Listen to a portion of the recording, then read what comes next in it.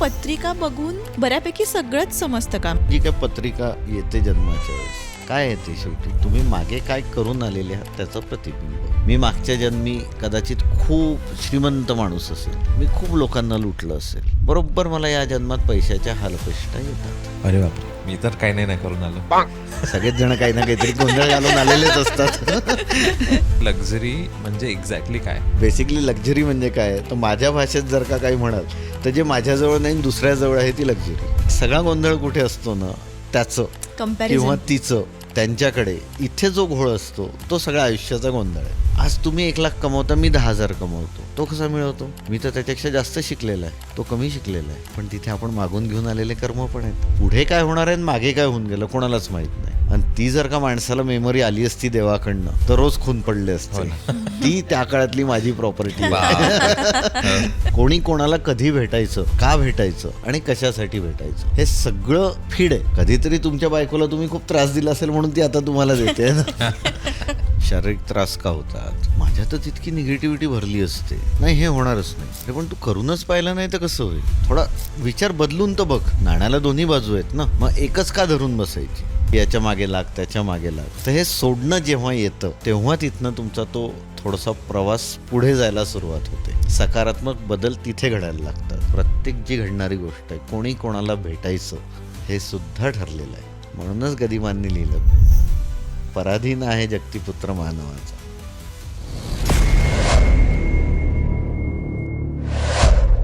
आजचा भाग नक्की सर्वांनी शेवटपर्यंत बघा. आजच्या भागामध्ये बऱ्याच अशा गोष्टी बोलल्या गेल्या ज्याचा उपयोग तुमच्या आयुष्यात तुम्हाला खूप होऊ शकतो. आणि ज्यांना खूपच गरज आहे इमोशनल हिलिंगची किंवा एक इमोशनल सपोर्टची ज्यांना खूपच गरज आहे त्यांच्यासाठी हा एपिसोड नक्की खूप चांगला आहे. तुम्हाला नसेल बघायचं तर ज्यांना गरज आहे त्यांना नक्की सेंड करा, पण नक्की बघा. चालू करायत आजच्या व्हिडिओला. प्राणिक हिलिंग म्हणजे एक्झॅक्टली काय आहे? म्हणजे तुम्हाला ॲक्च्युली असं चेहरा बघून वगैरे सगळं माणसाची कुंडली वगैरे समजते असं आहे का काही? बेसिकली काय ना, प्राणिक हिलिंग विषय वेगळा आहे, हां, कुंडली विषय वेगळा आहे. मी दोन्ही मिक्स केलं. आणि चेहरा किंवा आवाजावरनं थोडा बहुत अंदाज येणं, परफेक्शन येत नाही कधी त्याच्यात. ओके, तो एक अंदाज असतो, ती प्रॉबॅबिलिटी आहे. बरं अच्छा, तर हा विषय कम्प्लीट वेगळा आहे. बरं, ओके, प्राणिक हिलिंग हे एनर्जी सायन्स आहे, शरीराची ऊर्जा आहे. अच्छा, ठीक आहे. पत्रिका हे ज्योतिष्यशास्त्र आहे, ग्रह तारे त्याची पोझिशन दशा महादशा याच्यावरनं येणारं कॅल्क्युलेशन आहे. ठीक आहे. आणि जो काय आपण चेहरा बघून किंवा फेस रिडिंग किंवा आवाजावरनं जे काय थोडं बहुत कॅल्क्युलेट करतो, हा विषय बेसिकली हा सगळा आध्यात्मिक बैठकीचा भाग आहे. अच्छा, ओके. कारण हे तिन्ही विषय वेगळे. ओके. अच्छा. पण म्हणजे आता मला वाटतं प्राणिकच्या आधी मला वाटतं फेस रिडिंगनी स्टार्ट करू, कारण का जेव्हा आपण पहिले भेटलेलो हो. तुम्ही आम्हाला त्याच्याही आधी ऍक्च्युली फेस रिडिंगच्याही आधी जेव्हा फोन झाला होता त्याच्या सो फोनवरून पण एनर्जीज कळतात का? म्हणजे हॅलो जेव्हा मी तुम्हाला जर का आवाज फोन ऐकला ना मी, अच्छा, आवाज ऐकलाय. ओके, बरोबर आहे. तर बेसिकली सुरुवात कुठनं झाली होती तर अभिषेकचा मला फोन आला, माझा मित्र आणि त्याच्या बायकोला तुला भेटायचंच आहे, उद्या तू सगळं हे कर बरोबर, आणि सकाळी इकडे ये आणि मग तुला काय कामं ठेवायची ती ठेव. बरोबर, म्हटलं ठीक आहे, काय विषय नाही नाही तेच सांगतील लोक. म्हटलं ठीक आहे. म्हटलं ठीक आहे, काहीतरी प्रॉपर्टी रिलेटेड विषय दिसतोय. म्हटलं नाही नाही तो तू त्यांनाच विचार. बरं, ओके, म्हटलं बरं, त्यांनी काही त्याच्यात गेला नाही, बरोबर, मी पण त्याला जास्त विचारलं नाही. बेसिकली काय होतं ना, या इंट्युशन्स आहेत. बरं, ओके, जेव्हा तुम्ही मेडिटेशन्स करता त्याची रेग्युलर प्रॅक्टिस होते.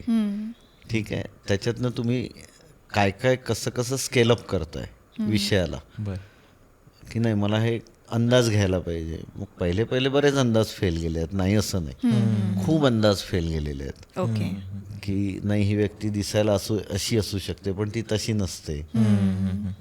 तर तिथनं मग आपण त्याला जेव्हा प्युरिफाय करत जातो ओके, तर तिथनं मग त्या इंट्युशन्स तुमच्या वाढायला लागतात, त्या गिअरअप व्हायला लागतात. ठीक आहे. आणि मग ते अंदाज थोडे थोडे बरोबर यायला निघतात. ओके, आणि इथे मेन असतं की तुम्हाला तुमची मेडिटेशनची प्रॅक्टिस सोडता नाही येत. अच्छा, करावं लागतं रोज. हां. तर मग तिथनं म्हटलं ठीक आहे का. मग आपण जेव्हा पहिल्यांदा भेटलो माझ्या डोक्यात फिट होतं की काहीतरी घर या विषयाला काहीतरी धरून आहे. पण हे पण म्हणजे ते आता नवीन जुनं आमच्यासाठी- काय कसं हे नाही माहिती, हे नाही माहिती. म्हणजे आमच्यासाठी हे कल्पनेच्या बाहेरच आहे खूपच की म्हणजे असं आपण कधीच कसं? नाही भेटलो त्याच्या नाही, कधीच नाही. त्याच्या आधी चुकूनही नाही भेट हां. झाली. हो. आणि मग काही न सांगता डायरेक्ट हा विषय समोर येणार. ठीक आहे, माझा अनुभव असा की मला एक छोट्या मोठ्या इंट्युशन्स विषयी आपण बोलतोय, तर मला एक छोट्या मोठ्या अशा गोष्टी येतात की मला असं वाटतं की मध्येच असा विचार येतो की कुठेतरी अर्थक्वेक होणारे किंवा झालाय किंवा होईल असं काहीतरी. त्याच्यापेक्षा तुम्हाला थोडासा फरक येत असेल की एखादी घटना रुटीन लाईफमध्ये जेव्हा घडते तेव्हा तुम्हाला ते एकदम स्ट्राईक होत असेल की या सिच्युएशनला मी कधीतरी बघितलंय. हां, बरोबर आहे. तसं तर आहेच आहे, पण मला हे भूकंपाचं स्पेशली खूपदा होतं की आणि मला हा विचार येतो आणि 2-3 दिवसात मला कुठल्या तरी देशाच्या कोपऱ्यात हीच बातमी दिसते आणि ती माझ्या समोर येते. असं नाही की मी आपोआप ती येते. शोधतोय नाही, जाऊन. आपोआप येते. मे बी ते 3 दिवसापूर्वी विसरून पण जातो, अरे ठीक आहे आलाय विचार, ओके. आणि मी तिसऱ्या अरे कुठेतरी बातमी, अरे असं कसं झालं, आणि मग ते आज उगाच मला असं व्हायला लागतं, अरे असं कसं मला जे मनात येते ते चुकून व्हायला लागले का. ती एनर्जी आहे, बरोबर. तर तुमची बॉडी थोडी जास्त रिसेप्टिव्ह असल्यामुळे काही स्पेसिफिक घटना किंवा काही विषय हे तुम्ही लवकर अटॅच होत असाल, तर त्याच्यामुळे ते तुम्हाला लवकर कळतं किंवा त्याचा काहीतरी भास होतो म्हणा, किंवा तो त्यावेळेस भास असतो, घडतं तेव्हा आपल्याला कळतं की तो भास नव्हता. अच्छा, बरोबर आहे की नाही, किंवा स्वप्नात बघितलं आहे. ठीक आहे, जनरली उठल्यानंतर असं कोणी स्वप्नांवर काही खूप हे नाही करत, कॉन्सन्ट्रेट नाही करत की असं काय दिसलं, का बरं दिसलं, विसरून जातो माणूस. पण ती घटना घडते, अरे हे मी कुठेतरी पाहिलंय, आणि तो आवाज त्यावेळेस माणसाचा मनातल्या मनात पण खूप सॉफ्ट असतो. बरोबर. हो, त्यातला काहीच कॉन्फिडन्स नाही ना. मी बायकोला पण नाही सांगू बायको म्हणेल काय रे मूर्ख आहेस का? मग काय. पण हे भूकंपाचं काय झालं सकाळी सकाळी. पण नाही, हे भूकंपाचं खूप वर्षापासून सांगतो हे, म्हणजे हे बरोबर. रिसेंट नाहीये, अनेक वर्ष तेच मी झाली. म्हटलं ना की ती जी एनर्जी आहे त्याला आपण खूप जास्त कुठेतरी कनेक्टेड आहोत. तरी बिलीव्ह नाही करत ह्या एनर्जीवर कधी कधी. तरी नाही, म्हणजे तो या सगळ्या गोष्टी काय आहेत ना, खूप जण अभ्यास करूनही नाही करत, अनुभव घेतल्याशिवाय कळत नाही. बरेच जण अनुभव पूर्ण घेत नाही, अर्ध्यात येऊन थांबतात आणि सोडून देतात. बरेचसे माझ्याकडे हिलिंगला असे पेशंट येतात, 4 दिवस 8 दिवस केलं काही बरंच नाही वाटत. वाटेल कसं, कारण की तू डोक्यात धरून बसलायस ना. बरोबर. मला काही जाणवतच नाही हिलिंग करतात येत तर, किंवा ठरवलेलं असतं, मला ते एनर्जीच जाणवत नाही. अच्छा, पण ती जाणवते, ठरवलं तर जाणवेल. बरोबर. ती निगेटिव्हिटी जोपर्यंत तुमच्यात आहे तुम्ही पुढे कसे जाल. माणसाचा जो पूर्ण जीवन आहे, जितकी निगेटिव्हिटी आली तितका माणूस तुम्हाला तो विचित्र वागताना, बोलताना, विचित्र कामं करताना दिसेल. कारण की त्याच्या डोक्यात ते फिट आहे, मी याला त्रास कसा देऊ, बरोबर. किंवा यांनी माझं त्यावेळेस तसं हे केलं होतं. ती एनर्जी वर्क कशी करेल. अध्यात्म ही जी एनर्जी आहे ती एनर्जी आहे ना. पूर्वीच्या काळी सगळ्यांना का सगळं व्हायचं, आपण हळूहळू ते सगळं सोडत आलो ना आता. बरोबर. नाही तर आपल्यालाही कळलं असतं. बरोबर. तर त्यामुळे असं खूप कमी लोक येतात, बोलतात, करतात, विश्वास ठेवतात. बरोबर. ज्यांचा विश्वास आहे त्यांना रिझल्ट दिसतात, ज्यांना नाही आहे त्यांना नाही दिसत. मला एक जी कॉन्सेप्ट माहिती आहे ती अध्यात्म म्हणजे टू नो एव्हरीथिंग, त्यातलाच हा विषय आहे. मी टू नो एव्हरीथिंग. हा, एक्झॅक्टली. मी तेवढा डीप विचार नव्हता केला या वाक्याला की टू नो एव्हरीथिंग म्हणजे अध्यात्म म्हणजे एक्झॅक्टली काय हे माहिती आहे. To know everything it's not to know everything, it's to know first yourself. हां, बरोबर. बरोबर आहे की. त्यात मला माझा फॉरगिव्हनेस आला, मी सोडायला पाहिजे ना. मी धरून नाही अध्यात्म करू शकत, मी अटॅच होऊन नाही होऊ शकत. मला तिथनं डिटॅच व्हावं लागेल. करेक्ट. मला तिथनं डिटॅच व्हावं लागेल. मला थोडंसं भौतिक सुखांपासून बाजूला जावं लागेल. नाही, मला कारच पाहिजे. अडकलं ना. बरोबर. काय हरकत आहे, मी 2 व्हीलरवर फिरलो तर आयुष्यात. जगात तर खूप लोक फिरतात आहे, बरेच आहेत की ते तर तेही नाही आहे, बाई आहेत, बसनी धक्के खातात आहे. मग मी कुठेतरी तर एक स्टेजवरती आहे. बरोबर. पण ते जे असतं की नाही त्यांनी घेतली तर मी घ्यायला पाहिजे गाडी. हा, मोस्टली कार्स तशासाठीच घेतात.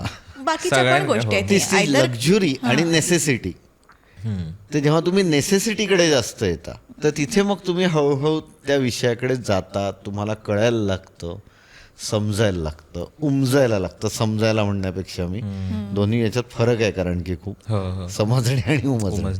उमजलं नाही तर समजणार काही नाही. बरोबर.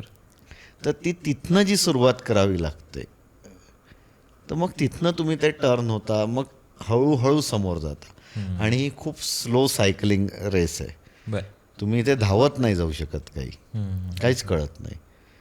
म्हणजे मी पण स्वतः काही असं नाही की हे, मी पण सगळी लक्झरी वगैरे व्यवस्थित एन्जॉय केलं, कार बीर सगळं काही होतं. आता मला वाटतच नाही मी कार विकल्यानंतर कशाला पाहिजे कार. अरे किती तो क्लच ब्रेक करायचा, किती ते ट्रॅफिकमध्ये जायचं.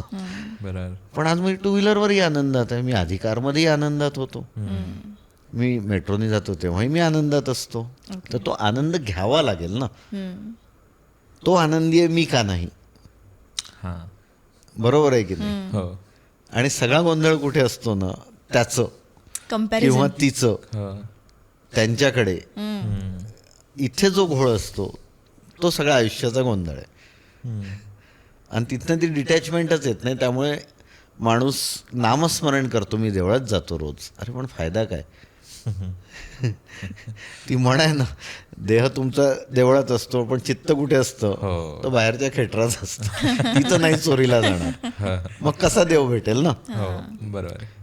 सरेंडर व्हायचं आहे ना तुम्हाला तिथे. करेक्ट. तर तुम्हाला कुठेतरी सरेंडर झाल्याशिवाय पुढे नाही जाता येणार. मला ते एक छोटं त्याच्यावरनं हे आठवलं की लक्झरी म्हणजे एक्झॅक्टली काय. लोक म्हणले की लक्झरीसाठी तुला एक भारीतला बंगला दिला, तुला एक खूप भारीतली कार दिली आणि हे सगळं दिलं, पण तुला जंगलात जाऊन हे सगळं उपभोगायला सांगितलं, तर तुला ते आवडेल का. जर ते तुला आवडणार असेल तर ती तुझी लक्झरी आहे, आणि जर नसेल आवडणार तर ती तुझी लक्झरी नाही, ते पिअर प्रेशर आहे. तू दुसऱ्यांना दाखवायला एक्झॅक्टली. बेसिकली लक्झरी म्हणजे काय, माझ्या भाषेत जर का काही म्हणाल तर जे माझ्याजवळ नाही दुसऱ्याजवळ आहे ती लक्झरी. लक्झरी. करेक्ट. कारण की ते माझ्याजवळ नाही आहे ना. तिथे ती डोक्यात फिरत असतं, माझ्याजवळ का नाही, का नाही, का नाही, मलाही घ्यायचं आहे. पण आपण तिथे हेच बघतो की बरेचदा त्या दोन्ही गोष्टींमधलं जो एक गॅप आहे तो खूप मोठा आहे. आज तुम्ही 1 लाख कमवता, मी 10,000 कमवतो, पण दोघंही सुखी आहोत. बरोबर. पण माझ्यासाठी ते 1 लाख मलाही मिळाले पाहिजे. तो कसा मिळवतो. मी तर त्याच्यापेक्षा जास्त शिकलेला आहे, तो कमी शिकलेला आहे. पण तिथे आपण मागून घेऊन आलेले कर्म पण आहेत, म्हणून आपण आज 10 कमवतोय. आणि आपला जो नॉलेज असून तो 10 कमवतोय आणि तो 1 कमवतोय कमी नॉलेज घेऊन. बरोबर. पण कुठेतरी तो बिझनेस सेन्स हे ते सगळं त्याच्याजवळ जास्त आहे. तर ती आली लक्झरी, मग त्याची आली इच्छा, आणि त्या इच्छेचा झालेला गोंधळ, आणि म्हणून मग त्याच्याजवळ. मंडळी, आजच्या काळात इंग्लिश बोलता येणं खूप गरजेचं झालेलं आहे. इंटरव्ह्यूज असतील, पेरेंट्स टीचर्स मीटिंग असेल किंवा काहीही रिझन असेल, इंग्लिश थोडंफार तरी तुम्हाला बोलता यायला पाहिजे. आणि त्यासाठी आपले स्पोकन इंग्लिशचे कोर्सेस अवेलेबल आहेत. seva.in वर हे कोर्सेस अवेलेबल आहेत. प्लस तुम्हाला जर ॲप डाउनलोड करायचं असेल तर ॲपसुद्धा अवेलेबल आहे. सगळी माहिती आणि सगळ्या लिंक्स खाली डिस्क्रिप्शनमध्ये दिलेल्या आहेत. प्री रेकॉर्डेड व्हिडिओज आहेत, स्टेप बाय स्टेप शिकवलेलं आहे. प्रत्येक लेसन नंतर टेस्ट आहेत MCQच्या, जेणेकरून तुम्हाला कळेल की तुम्हाला किती समजलेलं आहे. बऱ्याच गोष्टी आहेत, PDF डाउनलोड करू शकता आणि खूप काही गोष्टी आहेत ॲपमध्ये. त्याच्यामुळे ॲप डाउनलोड करायला विसरू नका. सगळ्या लिंक्स खाली डिस्क्रिप्शनमध्ये दिलेल्या आहेत. आत्ता तुम्ही जे म्हणालात मागून आणलेला कर्मा, तर खरंच असं असतं का की मागच्या जन्मीचं कर्म आपल्याला या जन्मी, मागच्या प्रत्येक जन्मीचं, जेव्हापासून तुम्ही या पृथ्वीवर जन्माला आलेले आहात, प्रत्येक वेळेस तुम्ही कॅरी करून समोर घेऊन जाताय. प्रत्येक गोष्ट, प्रत्येक जी घडणारी गोष्ट आहे, कोणी कोणाला भेटायचं हे सुद्धा ठरलेलं आहे. म्हणूनच गदिमांनी लिहिलं, पराधीन आहे जगतीपुत्र मानवाचा. काय आहे, काहीच नाही. इथे जे आपण आता बसलोय तेही काहीतरी ठरलेलं असेल. बरोबर. नाही तर काय संबंध आपला, काय संबंध. एक्झॅक्टली. विषयही नव्हता ना काही. मी तर आता तिथे नेहमीच असतो. बरोबर. पण कधीच असं नाही विषय झाला की शशांकला भेटूया, ऐश्वर्याला भेटूया. बरं, आता जवळपास 1.5 वर्ष वगैरे झाले आम्ही ओळखतो एकामेकाला. पण ती तेव्हाची वेळ नव्हती, ती त्या दिवशीची वेळ होती. त्या दिवशीची वेळ होती. करेक्ट. बरोबर. आणि ती ठरलेली होती. सो मागच्या जन्मीचं या जन्मी आपण जी काय पत्रिका येते जन्माच्या वेळेस, काय आहे ते शेवटी तुम्ही मागे काय करून आलेले आहात त्याचं प्रतिबिंब. ओके. अच्छा. त्याला करेक्शन करून हा जन्म काढा आणि मग पुढे जा. ज्योतिषाकडे जायचं, 100 उपाय घेऊन यायचे, कितीही ज्योतिषांनी चांगलं सांगू द्या, लोक किती करतात, 10%ही करत नाहीत. म्हणजे मी जेवढे बघितले आहेत किंवा ऐकले आहेत केसेस लोकांच्या, सोडून द्यायचं मग. आणि वरतून कोणाला त्यांनी सांगितलं, आता नाही चांगलं सांगत तो. आधी चांगलं सांगायचं. अरे आधी चांगलं सांगायचं, तू काय केलंस? बरं तुला म्हटलं बाबा देवाचं नामस्मरण कर बसून, हां तू नाही करत ते. तू तुझं कर्म तुला करेक्ट करायचं आहे ना. तो तर फक्त एक दुवा होता, तो एक मीडियम आहे जो तुझ्याकडे आला होता, सांगितलं तुला करायचं तुला आहे. आणि आपण तेच करत नाही. आणि मग देवाला दोष द्यायचा. काय देवा, अरे तो सगळं देतोय, तू घेत काही नाही, त्याचं काय. तर तो कार्मिकल बॅलन्स असल्याशिवाय बऱ्याच गोष्टी सोडावं लागतात. आणि हे सगळं करताना लागतो तो पेशन्स. तोच नाही टिकत खूप ठिकाणी किंवा खूप जणांचा. तो टिकला की सगळं होतं. नॅचरल आहे, पेशन्स वाढवणं काही इतकी गंमत नाही. हां, आणि तुमच्या सभोवताली जितकं घडतंय त्याला तुम्हाला बरेचदा ठीक आहे थांबूया. कारण तेच आहे की आपण कम्पेअर करत असतो की अरे ह्याला मिळालंय, बरोबर. आपण आता माझी पुढची स्टेप पण आहे ना असं. आता माझं घर झालं, आता मला मोठी कार पण पाहिजे. ती मोठी कार परत थोड्या दिवसांनी घर झाल्यानंतर कसं होतं, अरे मी ते बाजूच्यांच्या घरी गेलो होतो, त्यांचा सोफा आणि माझा सोफा ते तर आहे. नाही बदलायला पाहिजे आपण. हो. बरं नवरा बायकोंमध्ये कोणीतरी एक जण असतो जो सतत त्या गोष्टींना धरून हे असतो, नाही केलंच पाहिजे. मीच असेल म्हणजे ती आमच्या दोघं. May be. पण मला वाटतं की मी ते कम्पॅरिझन च्या लेन्सनी नाही करत. म्हणजे मला माझा विचार असतो की असं म्हणजे असं आय हे डोंट. पण याच्यापेक्षा चांगलं दिसतंय तर हरकत नाही, आपण हा ऑप्शन ट्राय करा. मे बी माझं असं असतं. बरोबर आहे की नाही, करेक्ट. की अरे आपण हा ऑप्शन का नाही बघितला घेताना. बरोबर. मग ठीक आहे, आता वर्षभर राहू दे, आपण चेंज करूया. बरोबर. मग जी 5 वर्षांनी चेंज होणारी गोष्ट असते ती वर्षभरात येते. हो. आता मी या स्टेजला आली आहे की आता युट्यूबर्स सुद्धा आहेत की अरे हिचे एवढे मिलियन आहेत, मग माझे एवढेच का, मला एवढेच व्ह्यूज का, तिला जास्त व्ह्यूज आहे, हे आता मला नाही मॅटर करत. 1 इयर अगो मला खूप करायचं. आता तिला वेगळं मॅटर तुमचं फॉलोईंग वाढायला लागेल बघाल. कारण की तुम्ही त्याला सोडलं, सरेंडर केलं. ठीक आहे, मी माझं काम करते, लोकांना ठरवू दे. एक्झॅक्टली. लोकांना ठरवू दे. मी सोडते आता हे की याच्या मागे लाग, त्याच्या मागे लाग. तर हे सोडणं जेव्हा येतं तेव्हा तिथनं तुमचा तो थोडासा प्रवास पुढे जायला सुरुवात होते. सकारात्मक बदल तिथे घडायला लागतात, पण ते काही एकदम नाही घडत. खूप वेळ लागतो आणि त्यालाच लागतो पेशन्स. पेशन्स पाहिजे. आता ती वेगळ्या गोष्टीच्या मागे, आता ती मुलीच्या मागे, तिची मुलगी करते, माझी मुलगी नाही करते. हे कधीतरी होतं घरोघरी मातीच्या चुली. हे कधीतरी होतं माझं. घरोघरी मातीच्या चुली. पण ते पण मी जरा शिकते लेट गो करायचं की ठीक आहे. नाही, आमच्या इथे मी पण हा ठीक आहे, अभ्यास नाही करत, बरं मी किती आयुष्यात अभ्यास केला, तुम्ही तिला प्रेशर देऊ. म्हणजे माझ्या डोक्यात ही थॉट असतं की मी तरी 3रीत काय केलं. पण तिचं तिच्या जागी बरोबर आहे, मी तिला दोष देऊ शकतो का? कारण की आजचं जे कॉम्पिटिशनचं वय आहे, जग आहे सगळं तिचं, त्याच्यात तिला ते कोप अप करायलाच लागेल. करेक्ट. बरं ती अग्रेसिव्ह आहे तर मी शांत आहे, हा ठीक आहे, ओके, हरकत नाही, थांबूया, हा बघूया असं कसं, अरे ठीक आहे बघूया. मला वाटतं हे सगळं प्रेशर जेव्हा आपण लूज करतो, थोडं इज ऑफ लिव्हिंगच व्हायला लागतं. इज ऑफ लिव्हिंग येत. हां, आणि त्याच्यामुळे मे बी सकारात्मक बदल जास्त घडत असतील. प्रत्येकाच्या आयुष्यात चढ उतार येतात. हो. कोणाच्या आयुष्यात येत नाही का? सगळ्यांच्या येतात. बरोबर आहे. पण जेव्हा ते प्रेशरचा काळ असतो तिथे तुम्ही किती कंट्रोल्ड, स्टेबल आणि शांत चित्त राहता याच्यावरच तो तुम्ही काळ बाहेर काढून त्यातनं स्वतःला बाहेर आणू शकता. नाही तर नाही येत.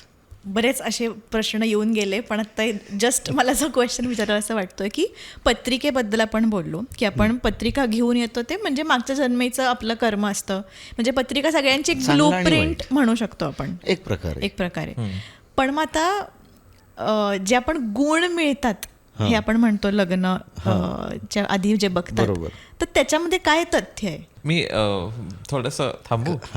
मला विचारायचं होतं, आपण जे मगाशी म्हटलो की आपण मागचा जन्म आणि पुढचं माहिती नाही आलं, मागच्या जन्माचं आपण बरंच घेऊन येतो. मला आत्ता हा जन्म मिळाला आहे माणसाचा, ओके. मला एक्झॅक्टली माहितीच नाही आहे की मला मागच्या जन्मी काय होतं, काय घडलंय, काय कशामुळे मी माणूस झाले वगैरे वगैरे, आणि पुढे जाऊन सुद्धा काय होणार मला ॲब्सोल्युटली काहीच आयडिया नाही.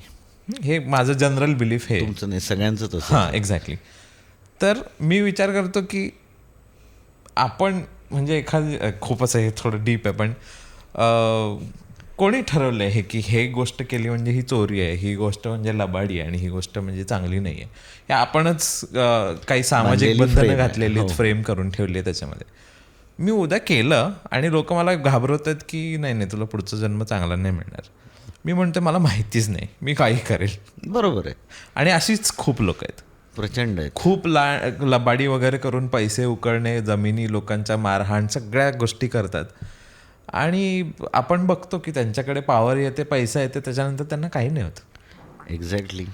मग पुढचा जन्म ते काही असू दे, ते आत्ताचा जन्म तर ते जगून गेले ना, असं मला प्रश्न येतो. तर मग हे काय एक्झॅक्टली, ह्याला आपण काय हे करू शकतो? हां, मी कदाचित मागे सगळं चांगलं केलं म्हणून मी आता सुखवस्तू आलो. आता इथनं पुढचा जो प्रवास आहे या जन्मातला, हो तर फक्त माणसालाच एक सत्सद विवेक बुद्धी दिली आहे, हो बाकी कोणाला नाही आहे. हो. विवेक बुद्धी सगळ्यांना आहे, पण सत्सद विवेक बुद्धी फक्त माणसाला दिली आहे देवाने. मग जर का आपण ते नसेल करत, त्याला डेव्हिएट करून आपण मला पटतं म्हणून मी करतोय, किंवा हे चुकीचं असलं तरी मला काही हरकत नाही, मी लुबडणार त्याला, आज तर माझा चांगला चाललाय ना. हो हो. इथे ना ह्या फिजिकल बॉडीच्या थोडंसं पलीकडे बघायला पाहिजे. मी मागचाच कुठला तरी आत्मा इथे आलोय, मी आता सुख भोगेल, मी लोकांना लुबाडेल, मी तुमच्याकडनं पैसे लुटेल, यांच्याकडनं लुटेल, तिकडनं घेईल. आता तुम्ही चांगला जगतोय, इथे पण माझा डाऊनफॉल येणार आहे की नाही? दररोज तर मी काही कोणाला लुटू नाही शकत. बरोबर. मी रोज चोरी करतोय, मला असं वाटतं की मला कोणी पकडूच नाही शकणार, पण कधीतरी तर ते माझं कर्म फिरेल जेव्हा 360 डिग्रीत, तेव्हा मी कुठेतरी पुन्हा उलट्या बाजूला आहे की नाही. मग काय होतं, मी पकडला जातो, मी जेलमध्ये जातो. मग तिथे मला रिगरस जर काही इम्प्रिझनमेंट असेल तर तिथे तर मी कष्ट करतोच आहे ना. मग तिथे मला हे आठवलं पाहिजे ना की या चुका केल्या मी. ते तिथे सोडून जेव्हा मी बाहेर येतो तेव्हा मी करेक्शन्स करायला पाहिजे आणि मी चांगलं जगायला पाहिजे. 100 कदाचित 10, 20, 30 ज्यांना रिअलायझेशन येतं ते चांगल्या मार्गाने जगतात, बरोबर. पण बाकीचे पुन्हा त्याच फेऱ्यात येतात. म्हणजे काहीतरी इफेक्ट होतोच, कुठे ना कुठेतरी माणसाला 100% भोगावं लागतंच, भोग कुठल्या आहेत. तरी वेगळा अँगल भोग असेल, पण आहेत, भोगावेच लागतील, आता किंवा नंतर. बरोबर. आपल्याला हे म्हणजे मी मागच्या जन्मी कदाचित खूप श्रीमंत माणूस असेल, मी खूप लोकांना लुटलं असेल, बरोबर मला या जन्मात पैशाच्या हालअपेष्टा येतात. अरे बापरे. म्हणजे मला त्याच्यावरनं हे झालं की अरे मी तर काही नाही करून आलो. सगळेच जण काही ना काहीतरी गोंधळ घालून आलेलेच असतात. नाही तर इथे कसं, नाही तर इथे सगळे सुखीच राहिले असते पण ना. असं पण म्हणतात ना की म्हणजे दर जन्मी माणसाचा जन्म मिळत नाही, असं पण नाही असतं ना, ना. तो फिरून यायचा आहे ना. अच्छा, तर मी प्रत्येक याच्यात फिरून इथे येतोय ना. ओके. माझा जो आत्मा आहे, शरीर तर सुटणार, शरीर जाळलं किंवा पुरलं, विषय संपला, काय झालं, त्याची मातीच होणार आहे. राखही काय, शेवटी आपण नदीतच वाहवतो ना, मातीतच जाते. पण जो आत्मा पुढच्या प्रवासाला निघतो, आपण सगळं का करतो, 13 दिवस, वर्ष श्राद्ध, सगळं काही, तर तो जो पुढचा प्रवास आहे त्याच्यासाठी ना, त्याला इथं काहीतरी महत्व आहे ना शास्त्रात. मग ते ओव्हरलुक करून कसं चालेल? आपण का म्हणतो, कोणीही गेलं की चला नमस्कार करतो, पुढचा प्रवास चांगला होऊ दे. तर त्याला जो आत्म्याचा पुढचा प्रवास आहे पुन्हा मनुष्य जन्मात येईपर्यंत, अच्छा. आणि मग तिथलं पुन्हा आहेच गणित सगळीकडलं. म्हणजे या वरवर दिसताना असं सोशल बाउंड्रीजसाठी की बाबा तुम्ही समाजात वागताना खूप व्यवस्थित समतोल तुमचा सत्सद विवेक बुद्धीने तुम्ही वागावं याच्यासाठी एक बनवलेली चौकट आहे. असं मी म्हणजे चांगलं वागायला पाहिजे समाजात, मी चोऱ्या मी चांगलं, मारे, कारण म्हणजे मला खरंच नाही माहिती की माझा पुढचा जन्म काय होणार आहे. मी मागचं काय होतं कोणालाच नाही तर माहिती. काही करू आता, पण हे करू नये म्हणून आपण या संकल्पना ठेवतोय का की पुढचा जन्म तुला चांगला येणार नाही बरं का, तुला खूप भोगावं लागेल. नाही, ही संकल्पना अस्तित्वातच नाही, कारण की कोणी त्याचा विचारच करत नाही. ट्रू. मी तरी कुठे विचार करतो माझं पुढचं काय मागचं काय होतं. पण मी हा तर विचार करू शकतो की आता मला शक्य होईल तितकं मी व्यवस्थित वागेन. बरोबर. ऍटलिस्ट मी एवढं करू शकतो ना स्वतःसाठी. ते पुढे काय होणार आहे आणि मागे काय होऊन गेलं कोणालाच माहित नाही. हो. आणि ती जर का माणसाला मेमरी आली असती देवाकडनं तर रोज खून पडले असते. ती त्या काळातली माझी प्रॉपर्टी. तू असशील कोणीही आता वंशज माझा, बाजूला होमीच. बरोबर आहे की नाही. आणि प्रत्येक जण तेच भांडतच राहिला असतं ना. बरोबर. पण मी आत्ता जगत असताना मी किती गोष्टी लेट गो करतो.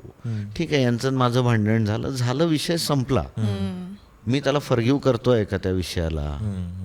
नाही करत आहे. मी त्याला घेऊन चालतोय. तर मग काय करतोय? मग आपण कर्म खराब करतोय. अच्छा. कारण की हे जाणून बुजून होत आहे. पण मी तेच सोडून दिलं. हा ठीक आहे, झाला त्या दिवशी वाद.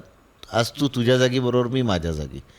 चला, आपली काही भेट नाही, आपण काही पुन्हा भेटू नये, आपलं काही पटत नाही. इथे आली ती सत्सद विवेक बुद्धी ना. करेक्ट.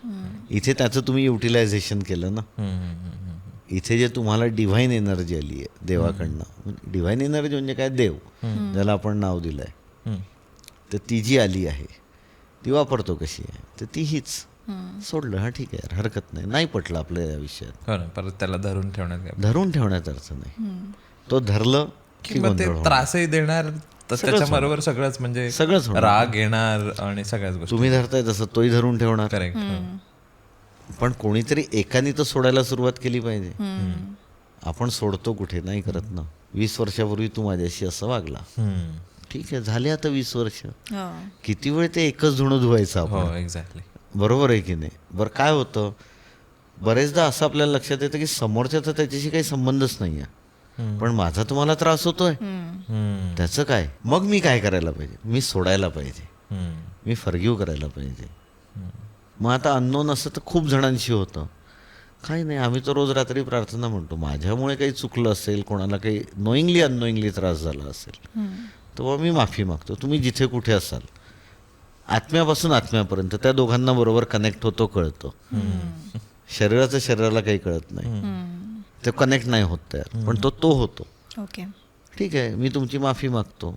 माझ्यामुळे काही झालं असेल, मी माफी मागितली. तुमच्यामुळे काही झालं असेल आणि मी ते धरून ठेवलं असेल, मी सोडून देतो. मी तुम्हालाही सोडलं आणि मी मलाही सोडवून घेतलं. बरोबर. ठीक आहे, ते एकदम नाही होणार, पण हळूहळू तर त्याचे रिझल्ट्स येतील. फॉरगिव्हनेस प्रेयर काय आहे? हीच आहे ना. आणि फॉरगिव्हनेस प्रेयरचा फायदा हा होतो. बरेच जणांना दिल्यानंतर लोक करत नाहीत. 4 दिवस 8 दिवस सगळे करतात आनंदाने. नंतर मग ते 8 दिवसानंतर मग ते 10 दिवस. मग आज कंटाळाच आला, उद्या करू. उद्या तर कधी येतच नाही. मेडिटेशनचंही तसंच होतं गोष्टी. सगळ्यांचं तसंच आहे. म्हणजे अशी लोकांना prayer- मेडिटेशनला बसल्यानंतर माझ्या डोक्यात विचार नाही आले पाहिजे असं थोडी असतं. असं करून बसतात आणि डोक्यात असंख्य विचार घेऊन फिरतात आणि मग म्हणतात माझं मेडिटेशन. 2 गोष्टी की हे जर पत्रिका बघून लग्न केलं असतं तर वेगळं असू शकलं असतं का रिलेशनशिप, का तसं नाही होणार कारण का ते तुमच्या कार्मिक ह्याच्यात लिहिलेलं आहे, सो त्याचं होणारच होतं? ते होणारच असतं. आपण पत्रिका जुळवताना फक्त एवढं बघतो की कम्पॅटेबिलिटी किती व्यवस्थित मॅच होईल. बरोबर. 36चे 36 गुण जुळणारे म्हणतात की नाही. हा, मला तेच तर ते कळत नवरा नाही. बायकोचं कर्म आहे ना भांडायचं. बर, पण मग का गुण 2 बघायचे? व्यक्ती आहेत वेगळ्या, दोघांची एक विचारसरणी आहे पर्टिक्युलर. कॉमन कशी राहील? नाही राहू शकत ना. मग 2 विचार जर का एका खोलीत एका घरात असतील, कुठे ना कुठे कधी ना कधी तर खटका उडणारच आहे की मला नाही पटत, तुला का पटतं, किंवा तुलाच का पटलं, मला का नाही पटत आहे. ही खूप बेसिक गोष्ट आहे ना. ती मनुष्य स्वभाव आहे. पत्रिकेत आपण काय बघतो की स्वभाव खूपच विरोधी नसावा, नाहीतर रोज खटके उडतील. पण शेवटी जे कर्मफलाप्रमाणे असतं, कधीतरी तुमच्या बायकोला तुम्ही खूप त्रास दिला असेल म्हणून ती आता तुम्हाला देते ना. कुठल्या तरी जन्मात ते कार्मिकल कनेक्शन्स येतील ना. कोणी कोणाला कधी भेटायचं, का भेटायचं आणि कशासाठी भेटायचं, हे सगळं फीड आहे. बरोबर. आपण फक्त ते करतोय आपण फक्त प्रोसेस करायला येतो इथे किंवा कम्प्लीट करायला येतो, ती बॅलन्स शीट टॅली करायला. पुन्हा प्रॉफिट किंवा लॉस घेऊन समोर जातो. बरोबर. कधी प्रॉफिट घेऊन जातो कर्मांचा, कधी लॉस घेऊन जातो. लॉस असेल तर पुढे जाऊन आपण त्याला बॅलन्स करायला आपल्याला येतात ना चान्स, नाही येत का? खूप लोक आपल्या आयुष्यात चांगले मिळतात, खूप लोक वाईटही मिळतात. सगळेच चांगले मिळत नाही, सगळे वाईटही मिळत नाही. पण तिथेच तर आपल्याला बॅलन्स करायचं आहे ना त्याला. बरोबर. तीच तर जडणघडण आहे ना माणसाची. तीच सत्सद विवेक बुद्धी आहे ना, की तिथे तुम्ही करा स्वतःला करेक्ट, सोडा काही गोष्टी. कारण हा मी तेच बोलणार होतो. मी जे म्हणणार आहे तेच तू म्हणणार. तेच म्हणणार होतो. हो, काय म्हणणार मी तेच म्हणणार होते की आमच्या दोघांच्या पत्रिकेतले 3 गुण 3 का 7 तीन. जरा रफली आठवत नाहीये, पण हा काहीच single digit मिळत number. नव्हते आमचे गुण. आय थिंक 3 मिळत होते का 7 असं असंच. काहीतरी होतं. एकदम जे काय असेल ते. minimal. हां.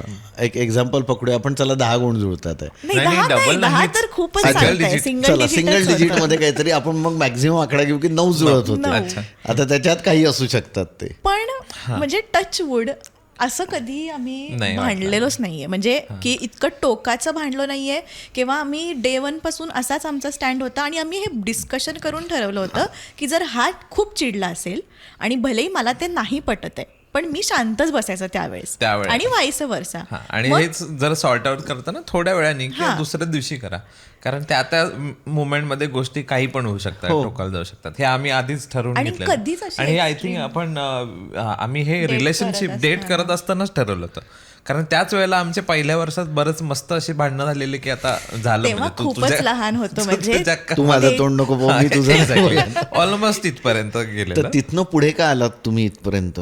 याचं कधी आयडेंटिफाय करून बघितलंय? ते नाही माहिती, पण नाही, आम्ही नाही बोलून जे ठरवलं आणि बेसिकली त्याच्यामुळे काय ते इथेच जी आपण मॅच्युरिटी म्हणतो हां ती डेव्हलप होत गेली. बरोबर. तुम्ही स्वतःला त्या विषयाला धरून मॅच्युअर विचार करत करत समोर गेलात, स्वतःला त्या लेवलला आणलं. बरोबर आहे की नाही? म्हणून ते घडतंय. नाही तर घडलं असतं का? म्हणजेच तुम्ही काय केलं तर तुम्ही स्वतःला अपस्केल केलं की नाही, हे माझे ड्रॉबॅक्स आहेत, हे तिचे आहेत, याला तू करेक्ट कर, याला मी करेक्ट करतो. दोघांच्या मध्ये त्याच्यामुळे क्लॅश नको. तो विषय बसून सॉर्ट आउट केला. हां. तिथे काय आलं? तुमची सत्सद विवेक बुद्धी आली. तुम्ही तो कार्मिकल बॅलन्स घेतला करायला की नाही. नाही, अजून वाद वाढवून गोंधळ नको, आपण त्याला बॅलन्स करूया बरोबर. आणि मग थोडंसं नीट करून समोर जाऊया. करेक्ट. त्याच्यामुळे ते सगळं ठीक होत आहे. नसतं केलं तर पत्रिका चुकीची आहे का? नाही. तुम्ही चुकीचे आहात का? नाही. परिस्थिती चुकीची आहे का? नाही. याचं काही नाही. सगळं आपापल्या जागी बरोबर आहे, पण तुम्ही त्या करेक्शन्स केल्यात. अच्छा. अननोईंगली मे बी, पण कसंही असो, मॅच्युरिटी तर नोईंगली आणली ना. गेलात ना तुम्ही त्या स्टेजला की आता मी तुझं तोंड नाही पाहणार आणि तू माझं नको बघू. बरोबर आहे की नाही? तेच आहे ना ते. मग पुन्हा एकत्र का आलात? नाही, हे माझं चुकलं होतं. कुठेतरी ते रिअलायझेशन आलं ना, तिथनंच समोर आलात. नाही तर कसं आलं असतात? हेच उपाय आपण घरात पण करू शकतो का? सासू सासरे म्हणजे हो. शक्यतो मुलींसाठी. हो हो हो हो, पण ते 2 वे असायला हवं. Two way, of course, सगळीचकडे. कारण की कुठलाही One way मोनोलॉग नाही शक्यच जाणार. नाही, डायलॉगच लागेल. बरोबर. आता सगळ्या घरात सासू सुना म्हणतात, पण तेच आहे ना, कभी सास भी कभी बहुती. आठवतं का तिला की मी पण जेव्हा सून होती तेव्हा माझी सासू माझ्याशी असं वागायची, मला वाईट वाटतं का तिला? नाही वाटत. 100 99 घरात सापडतच नाही हा प्रकार. का नाही? तुम्ही सोडून दिली ना ती मॅच्युरिटी. नाही, मी आता असंच वागेल. मग बदल कुठे घडेल? नाही घडू शकत. ह्याच्यामध्ये पण टचवूड की माझी सासू इतकी चांगली आहे की म्हणजे खरंच नशिबाने मिळालेली आहे. डे 1 पासून त्या म्हटल्या की तुम्ही खरंच वेगळे राहा लग्नाच्या डे 1 पासून, कारण एकत्र राहून भांडण नको व्हायला. त्यांच्या सासूने त्यांना जे काही त्रास दिला असेल ते मला पास ऑन नाही करायचं आहे, तुम्ही तुमचं सुखी राहा. एक्झॅक्टली. ही जी त्यांनी मॅच्युरिटी दाखवली, तशा किती बायका दाखवतात? नाही दाखवत. का नाही दाखवत? दाखवायला नको. काळ बदललाय, काय हरकत आहे करून बघायला? मी माझ्याकडनं करून बघते, मला माहित नाही माझी सून कशी वागेल. बरोबर. बरं, सून तरी म्हणते का की मी माझ्याकडनं वागून बघते, जाऊ दे त्यांचं त्यांना. खूप कमी घरात मिळतं. बरं, दोघींचं एकत्र हे तर खूपच रेअर कॉम्बिनेशन आहे, सगळीकडे नाही मिळत. पण ते कोणी ॲक्सेप्टच करायला तयार नाही आहे ना. बरोबर. की नाही, हे माझं पण चुकू शकतं. कसं आहे ना, चूक हो, हे माझं चुकलं, म्हणायला आतनं करेज खूप लागतं बरोबर. आणि तेच आपण करत नाही. हो. बरोबर. 95% ऑफ 95% ऑफ 99% पर्यंत जातं ते कधी कधी प्रॉब्लेम. मी का आणि सगळ्या ठिकाणी मीच का. म्हणजे जेव्हा लोक म्हणतात की माझीच चूक झाली तेव्हा ते रिग्रेट नसतं. Regret त्यावेळेला नसतं ते. वेगळं असतं ते. हां नाही माझी बरेचदा चूक झाली त्याच्यात यार, उपकारच उगाच बोललो असतात. मी आता पुढच्या वेळेला बोलणारच नाही असं नाही, बरेचदा त्याच्यात उपकारच असतात. हा, exactly. चुकलं माझं मग अरे त्यात मग कशाला यायला पाहिजे पुन्हा अजून वरतून. ठीक आहे चुकलं माझं. टोन मधला फरक आहे ना. एका ठिकाणी तुम्ही सोडून देताय, फॉरगिव्ह करताय विषयाला आणि एका ठिकाणी तुम्ही त्याला ओढून घेताय. बरोबर. मग आता काय करायचं. हा चुकलं माझं. अरे ठीक आहे ना, पण अरे ठीक आहे ना आपण सोडून देऊ, चुकलं माझं. तर हे सगळ्या रिलेशनशिपमध्ये अच्छा. मित्र मैत्रिणी नातेवाईक प्रोफेशनल सगळ्या ठिकाणी आहे. पण तेच होत नाही. खूप जण करत नाही. करायला पाहिजे खरं म्हणजे. आणि खरंच त्यातनं सकारात्मक बदल होतात. मी माझ्या आयुष्यात बघितलेत. मी खूप उतार चढाव बघितले आहेत. ठीक आहे. पण जेव्हा आता इथे येऊन स्टेबल झालो आता मग खूप पीस ऑफ माइंडमध्ये इतकी छान झोप लागते ना. भले ती 5 तास असेल पण अगदी छान झोपतो मी एकदम असा रिलॅक्समध्ये. याचा अर्थ असा नाही आपण घ्यायला पाहिजे ना की मी माझ्या करिअरसाठी खूप काय म्हणतात जोर लावून मी काम करतोय आणि मग माझे पैसे कमवण्यासाठी मी कुठल्या पण गोष्टी करेल जे मे बी मला कदाचित असंही वाटतात की ज्या नाही करायला पाहिजे. त्यामुळे न लागणारी झोप आहे ना हो असते ना ती होते. आणि म्हणजे मोस्टली लोकांमध्ये मी थोडं एक्स्ट्रीम सांगितलं पण जॉबमध्ये पण आहे कारण मला जॉब टिकवायचा आहे. माझ्याकडे लोन आहे आणि मग मला ते टिकवायचं आहे काही करून. याला आजच्या काळातला आपण म्हणतो ऑफिस पॉलिटिक्स. हां मी याला असं करणार त्याला तसं करणार. बघ मी बॉसला जाऊन कुचाळक्या करणार. करेक्ट. मग याच्याबद्दल काहीतरी सांगणार हो. किंवा काहीतरी अशा चुका तिथे करून ठेवणार की ज्याचा मी त्याच्यावर ब्लेम जाईल माझ्यावर नाही येणार. किंवा क्रेडिट मला घ्यायचंय ते तर कॉमन आहे. क्रेडिट मला आलं का पाहिजे, त्यांनी कोणी क्रेडिट मला कामं आलं त्यांनी पाहिजे. केली पाहिजे. हे ना याच्यात कार्मिकल इम्बॅलन्स होतोच ना. किती दिवस टिकेल. किती नको तिकडे डोकं लावायचं पण म्हणजे काय. तेच आहे ना कलियुग आहे. नको तिथे डोकं जास्त वापरणार तेव्हा तर कुठे जाऊन संपेल ना सगळं काही. संपेल तिथेच ना. नाही तर कसं संपेल. सगळेच चांगले वागायला लागले तर अजून चालतच राहील की. होय वेगळंच असेल जग. सगळेच चांगले वागत राहिले तर हां खूपच काय कळणारच नाही रे. सगळेच चांगले आहेत. आणि तो जन्ममृत्यूचा फेरा येईल कसा. खूपच ऍक्च्युली डीप आहे. इफ यू थिंक की सगळेच चांगले वागायला लागले इट्स व्हेरी डिफिकल्ट. हो म्हणजे किती सगळं म्हणजे किती गोंधळ होईल. खरे कोणीच भांडत नाही. कोणीच काही कोणाचं वाईट करत नाही. हो ना म्हणजे अगदी बरं, तो पण अरे काय मला येऊन खूप गरज गेलाय आहे ना. या जमिनीची माझ्याकडे पैसे नाहीत आणि तो माणूस म्हणणार हा घे ही जमीन जाऊ दे, संपलंय. तुझीच आजपासून नाही दिले पैसे तरी चालतील. सकाळ झाली दुपार झाली संध्याकाळ आहे ना. रात्र तर होऊन पुन्हा दिवस उजाडायचा. म्हणजे हे संपलं पाहिजे ना सगळं काही. सूर्य उगवला तर मावळ येणार आहे तरच तो उगवेल ना पुन्हा. बरोबर. नाही तर कसं होईल. हो. मग भांडणं तर करायलाच पाहिजे. म्हणजे याचा अर्थ असा नाही की मी भांडेनच. बॅलन्स राहायला पाहिजे बेसिकली. Balance life. एक्झॅक्टली. शारीरिक त्रास का होतात. हो. माझ्यातच इतकी निगेटिव्हिटी भरली असते. नाही हे होणारच नाही. अरे पण तू करूनच पाहिलं नाही तर कसं होईल. थोडा विचार बदलून तर बघ. हो. नाण्याला दोन्ही बाजू आहेत ना. मग एकच का धरून बसायची. नाही होत. नाही हे असंच होईल हे असंच करायला पाहिजे. नाही आमच्या इथे असंच सांगितलं होतं त्यामुळे मी असंच करणार. हा एक अजून मोठा गोंधळ असतो. बरोबर. तो माणूस सोडतच नाही ती निगेटिव्हिटी. आणि जितकी निगेटिव्हिटी राहील तितके शारीरिक मानसिक त्रास होत राहतात. या निगेटिव्ह एनर्जी पण समजतात तुम्हाला. एखाद्याचा चेहरा बघूनच पॉझिटिव्ह एनर्जी निगेटिव्ह एनर्जी. बरेचदा कधी कधी असं होतं की समोर बसलाय पण खूप बोलता नाही येत त्याच्याशी. मग त्याला सांगावं लागतं की बाबा तू एवढं कर मग आपण बोलूया. बर. थोडासा तू मेल्टडाऊन हो. बरोबर. तुझं टेम्परेचर जास्त आहे नाही सहन होत आहे. ओके. जागेतही कळतं. कधी कधी कुठल्या जागेत गेल्यानंतर नाही बसणं होत. घरात अगदी पूजा वगैरे रोज व्यवस्थित होत असते बर. पण मनात भाव नसतील तर किंवा अरे मग आता त्याच्याकडनं इतके घ्यायचे होते मग आता त्याला कसं घोडा लावतो ते मिळतील आणि इकडे आरती चालू आहे. ओके. पण तिथे ती भरलेली असते, नाही निघत. तर घरात नाही बसणं होत पटकन. कधी असं झालंय का, असं कोणतरी समोर बसलंय आणि तो माणूस खोटा बोलतोय, तुम्हाला कळलंय हो. आणि आणि मी हाकलून लावलाय, ए वाजा तुम्हाला तुझ्याशी बोलायची इच्छा नाही. आणि जो घेऊन आला त्यालाही सांगितलं की बाबा पुन्हा भेटवू नको, नाही तर तूही भेटू नको. अरे बापरे. का इतका अस्वस्थ झालो होतो की म्हणजे आता चल उठ बाबा, आता जाऊ दे, तुझा मी जातो. कारण की ती इतकी निगेटिव्ह हे येत होते, व्हायब्रेशन्स जाणवायला लागले की तिथे म्हणजे ते असंही व्हाय झालं होतं बसणं.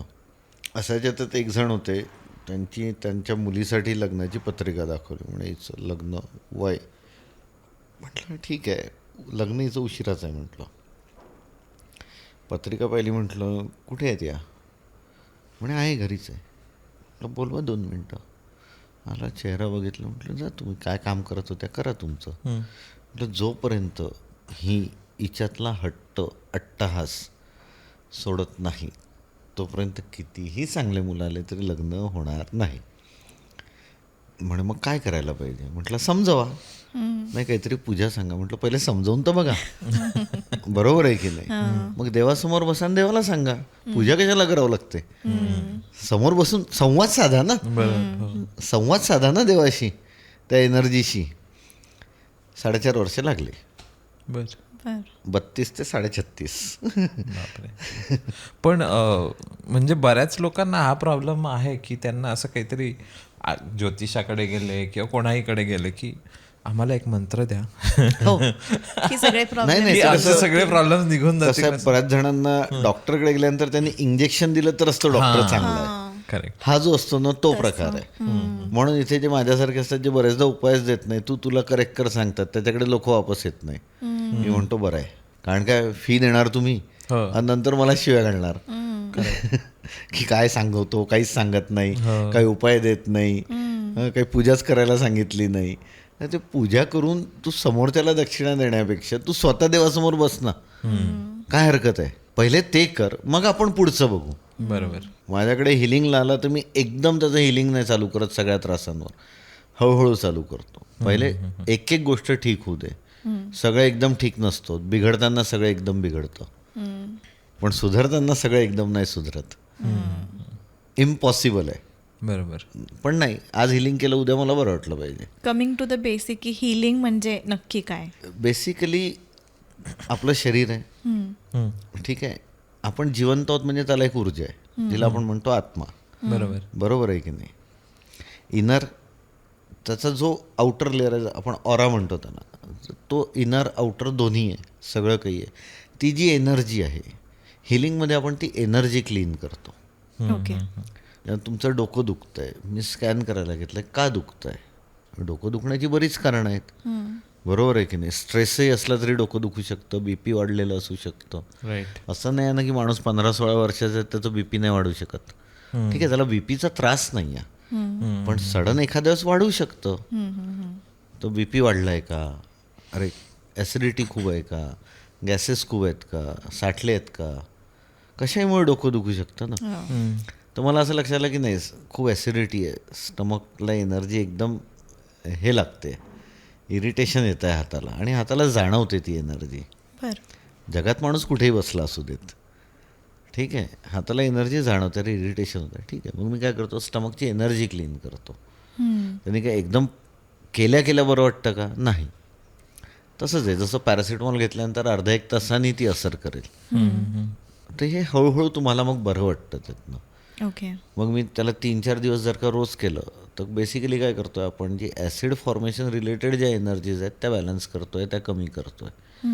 तिथल्या ज्या चांगल्या एनर्जीज आहेत त्याला मेंटेन ठेवतो आहे, जेणेकरून तब्येत ठीक राहायला मदत होते. पण हे एका याच्यात नाही होऊ शकत ना. तसंच आहे ते, आज 2 गोळ्या खायच्या सकाळ संध्याकाळ होतं, मला तर काहीच झालं नाही, उद्यापासून बंद सगळं. ह्याच्यात आपण हिलिंगमध्ये फिजिकल बॉडीच्या एनर्जीज, सायकोलॉजिकल बॉडीच्या एनर्जीज याच्यावर काम करतो, याच्यात पण आपल्याला पटकन कळतं की पेशंटची विचारसरणी कशी आहे. अच्छा. आता बरेचदा असं होतं, अरे असा त्रास होतो आहे, हां काल काय खाल्लं होतं, अच्छा हे खाल्लं होतं का, बरं ठीक आहे, मग त्याच्याचमुळे गोंधळ आहे. नाही काल जरा 2 पेग जास्त झाले. होतं, हो कॉमन आहे. बसलो होतो मित्रांसोबत गप्पा टप्पांमध्ये, मग ॲसिडिटी तर ट्रिगर होईलच. बरोबर. मग काय डॉक्टर गोळीनी करणार, डॉक्टरचं काम डॉक्टर करतो, आपण काही डॉक्टर नाही. त्यामुळे आपण पहिली गोष्ट तर एक पथ्य आहे की आपण हिलिंगमध्ये डायग्नोसिस देत नाही पेशंटला. तुला काय झालं आहे तू ते सांग, त्याच्यानुसार आम्ही हिलिंग करतो. आणि मग हाताला एनर्जी काय लागते, स्कॅन केल्यानंतर काय होतं, काय एनर्जीज जाणवतं, ते याच्यानुसार आपण हिलिंग करतो. ओके. औषध कधी थांबवू देत नाही. जी पॅथी तुम्हाला सूट होत असेल ती घ्या. डॉक्टरांनाच विचारा काय करायचं आहे, कारण की तो अधिकार त्यांचा आहे, आपला नाही. डायग्नोसिस करायचा नाही, डायग्नोसिस देत नाही. ओके. हां यार असं वाटतंय तू ना डॉक्टरकडे जा बरं, डोकं दुखतंय म्हणून माझ्याकडे नको येऊ. डॉक्टरकडे जा, त्याला मेडिकेशन घे. हां त्याचा प्रॉपर तुझ्यावर किती चांगला फायदा होईल लवकर, किंवा त्याच्यानंतर पुढे तुझे जे काय त्रास आहेत ते कमी होतील, याच्यासाठी आम्ही हिलिंग करू. पण तू म्हणशील की नाही मी डॉक्टरकडे नाही जाणार बाबा, मी तुझ्याकडे येतो, असं नाही आहे. औषधाचं काम हे औषधच करतं, आपण इथे एनर्जी क्लीन करतोय. आता एक देवाची कृपा आहे म्हणा माझ्यावर का काय, मी तर त्यांचीच मानतो, मला काही त्यातलं कळत नाही असं विशेष काही. पण मला असं कोणाचा फोन आला आणि मी जर का असं स्कॅन करायला घेतलं डोळे बंद करून, तर मला त्या रंगसुद्धा दिसतात एनर्जीचे, हो वाव. की हां इथे गोंधळ आहे, याला ठीक करा, ही एनर्जी ठीक करा, तर याला लवकर फायदा होईल. मी जनरल हिलिंग करतच नाही, माझ्याकडे मॅक्झिमम कॅन्सर पेशंट्सच आहेत. आणि त्यात मी हेच बघतो की त्यांना कमीत कमी त्रास किती होईल, किंवा जे काही मेडिकेशनचा साईड इफेक्ट असतो, कारण की औषधं खूप आहेत. बरोबर आहे की नाही. फूड इंटेक जायला पाहिजे, डायजेशन व्हायला पाहिजे, जेणेकरून थोडं त्यांना हेल्दी वाटेल. मॅक्झिमम माझ्याकडे कॅन्सर पेशंट्सच असतात किंवा क्रॉनिक काहीतरी आहे. बऱ्याच ठिकाणी लक्षात येतं इथे काहीच नाही होऊ शकत. मग काय, तर मग फक्त आपण पहिले तर ब्लेसिंग्स द्या त्यांना, किंवा जे काय आहे ते चांगलं व्यवस्थित ठीकठाक राहू दे, आणि तेवढ्यापुरतं त्यांचं हिलिंग करा. बरोबर. लक्षात येतं की आता काय करणार, जाणवतं हाताला की ती एनर्जी कशी आहे. बरोबर बसलं असं बघायला की पण कळतं की गोंधळ खूप मोठा आहे म्हणून. पण प्रत्येक वेळेस सगळं नाही करता येत, बरोबर. कारण की आपण काही देव नाही आहोत. शक्य तेवढी मदत आणि निदान मी करू डॉक्टर असो की काही असो, मी हिलर असो, मी ज्योतिषी असो, मला काहीही कळत असू दे, बरोबर. सर्वात पहिले तर ही भावना महत्त्वाची आहे सगळं करताना की मी कोणी नाही आहे, मी माध्यम आहे. कारण की तिथे मी नको यायला, बरोबर. मी आला की काम नाही होत काही, ती एनर्जी वर्क नाही करत. करेक्ट. कारण की ती माझी नाहीच आहे ना, मग ती माझी कशी राहील, मी कसं करतोय, तो सोडावा लागतो, मी तिथनं बाहेर यावं लागतं. करेक्ट. आणि ती डॉटेड लाईन क्रॉस करणंच खूप कठीण असतं, किंवा त्रास होतो खूप करताना. लक्षात येतं की अरे हे तर काहीच नाही, मग ठीक आहे, देवाला प्रार्थना करा बसून की मी यांचं हिलिंग करतो आहे, ठीक आहे. आणि काय शेवटी हीच एनर्जी घ्यायची आहे, पास ऑन करायची आहे. बरं तिकडली जी खराब एनर्जी आहे ती काय आपण काढून काही दुसरीकडे पॅच नाही करू शकत. हे नाही करू शकत, ती फक्त फॉर्म चेंज करते. एनर्जी कधीच डिस्ट्रॉय नाही होत, ती फक्त फॉर्म चेंज करणार आहे. त्याच्यामुळे तर मग काय आपण फक्त डिव्हाइन एनर्जीला पहिले हे करून. आणि हे फक्त फोनवरून किंवा तुम्हाला फोटो बघून पण नाही, नाव ऐकून पण होतं. अरे वा, बापरे. जनरली आपण फोटो किंवा हे का बघतो, तर थोडं एनर्जी त्यावेळेस कनेक्ट करायला लवकर हे बरं पडतं. कारण की अच्छा ठीक आहे हा चेहरा आहे, तो डोक्यात फिट होतो ना. मग ओके हां मग ठीक आहे, यांची एनर्जी मला स्कॅन करायची आहे. मध्ये एक पेशंट आले होते, थोडंसं ना चेहऱ्यावर ताण यायला लागला होता. मी पहिला फोन उचलला नाही, मी गाडीवर होतो. ते म्हटलं थोडं समोर गेलो, पुन्हा फोन वाजला, गाडी जरा रोडवरनं बाजूला घेतली, फोन लावला, काय होतं आहे म्हणे. काही नाही, सगळं तर ठीक आहे, पण असं थोडंसं चेहऱ्यावर ताण जाणवतं, तर काय होतं जरा स्कॅन कर बरं. मी आपलं स्कॅन केलं, म्हटलं कुठे आहे, म्हणे घरी आहे. म्हटलं कोण कोण आहे, कोण नाही. म्हटलं आजूबाजूला कोण आहे, म्हणे आज कोणीच नाही. ठीक आहे, मग कोणाला तरी पकडायचं, गाडीवर बसायचं, रिक्षात बसायचं, कशातही बसायचं, आणि पटकन जवळचा न्यूरोलॉजिस्ट पकडायचा, बर जो कोणी डॉक्टर मिळेल तो. पटकन जायचं म्हटलं. काय झालंय म्हटलं, ती चर्चा करायची आहे काय झालं आहे की तब्येत ठीक करायची आहे.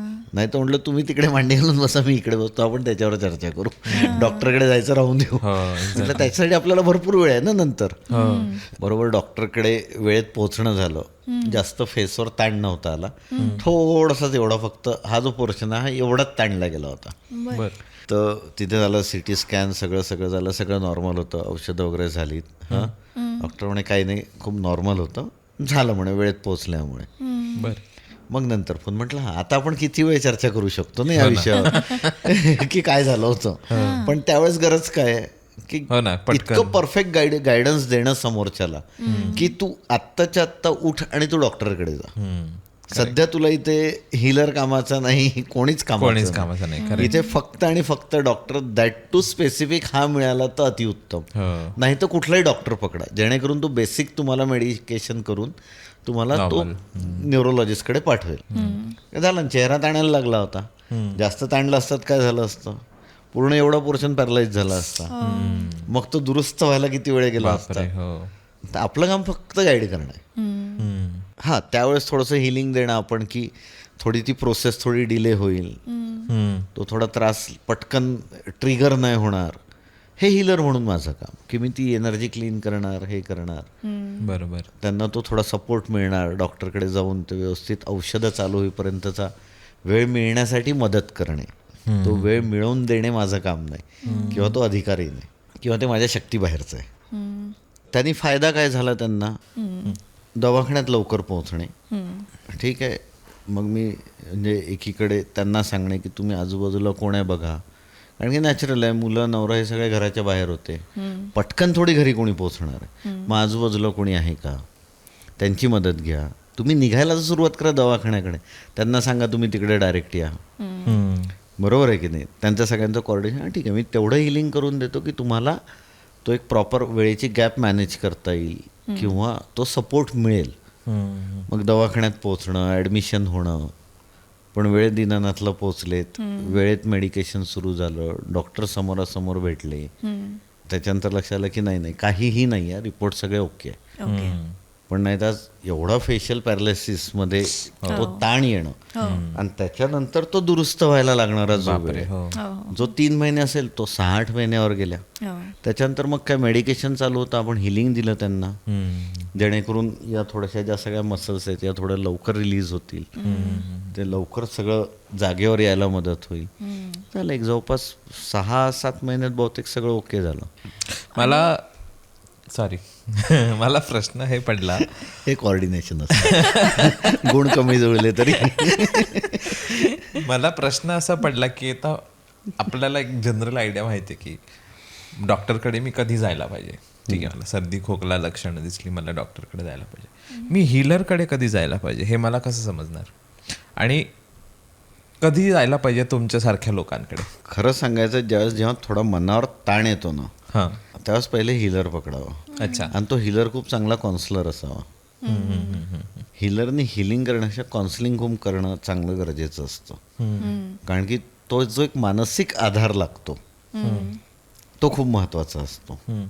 बरेचदा अभिषेक, सुप्रिया मी बसले असतो तेव्हा ती मला म्हणते, तुझा तो बोर्ड गळ्यात लावून फिरत जा, आम्ही दुःख ऐकतो आला. आणि हा विषय झालाही असेल कदाचित तुमच्या समोरही कधी बरेचदा, की आम्ही दुःख ऐकतो. म्हणजे आम्ही असं बसून ठरवलं होतं की मी ऑफिस चालू करतो एखादं, तिथं दुःख आणि तिथे पाठी लावतो इथे दुःख ऐकली जातात, किंवा आम्ही दुःख ऐकतो, असं काहीतरी एक. पण आय थिंक लोकांना आहे ह्याची गरज, याचीच खरी गरज. तेच म्हणूनच माझा प्रश्न तोच, खरी मलाच गरज याचीच आहे. आता तुम्हाला भेटायच्या आधी मला हे असे लोक असतात इथंच विश्वास नव्हता, नाही माहितीच नव्हतं. हा बरोबर, विश्वास तर नंतर खूपच दूरची गोष्ट. म्हणजे बरेच जण मला भेटतात ना, ए यार तू कोणाला तरी नको बोलवू यार प्लीज, हे असे खूप भेटतात. नाही तर आपल्याला जे माहिती आहे डॉक्टर, सायकॅट्रिस्ट किंवा स्पेशलाइज डॉक्टर, बाबा मला बेसिकली कसं आहे ना, प्रत्येकाला असं वाटतं की मलाच खूप दुःख आहे, असं ज्याला वाटतं की सगळेच माझ्यापेक्षा सुखी आहेत, मीच एकटा दुःखी आहे, त्यांनी पहिले हिलर पकडावा. त्याला सर्वात जास्त गरज असते. कारण की अरे सगळे सुखी आहेत, मीच एकटा दुःखी आहे. बरं, असे 100 99 हाच विचार करतात, पण ती बेसिक लाईन सोडतात गदिमांनी लिहिलेली, दुःख मुक्त जगला करे कुणी जीवनात. बरोबर आहे की नाही? सगळेच दुःखी आहेत, बरोबर आहे. आणि काय होतं ना, जनरली आपले काही आजारपणं झाले असतील, काही झाले असतील, आपण डॉक्टर सगळं झालेलं आहे, औषधं चालू आहेत, अशा वेळेसही हिलरला भेटायला हरकत नसते. कारण की थोडासा त्यातनं जो सपोर्ट मिळतो, सायकोलॉजिकल पण असतो, हिलिंग सायकोलॉजिकल फिजिकल बॉडीवर दोन्हीवर केला जातो. सोबत जे बोलून एक सायकोलॉजिकल काउन्सिलिंग होतं किंवा तो जो आधार मिळतो त्याला, तिथनं ती तब्येत जरा लवकर बरी व्हायला मदत होते. माझे एक पेशंट होते, कॅन्सर होता, वय खूप होतं, त्यामुळे करता काही येत नाही.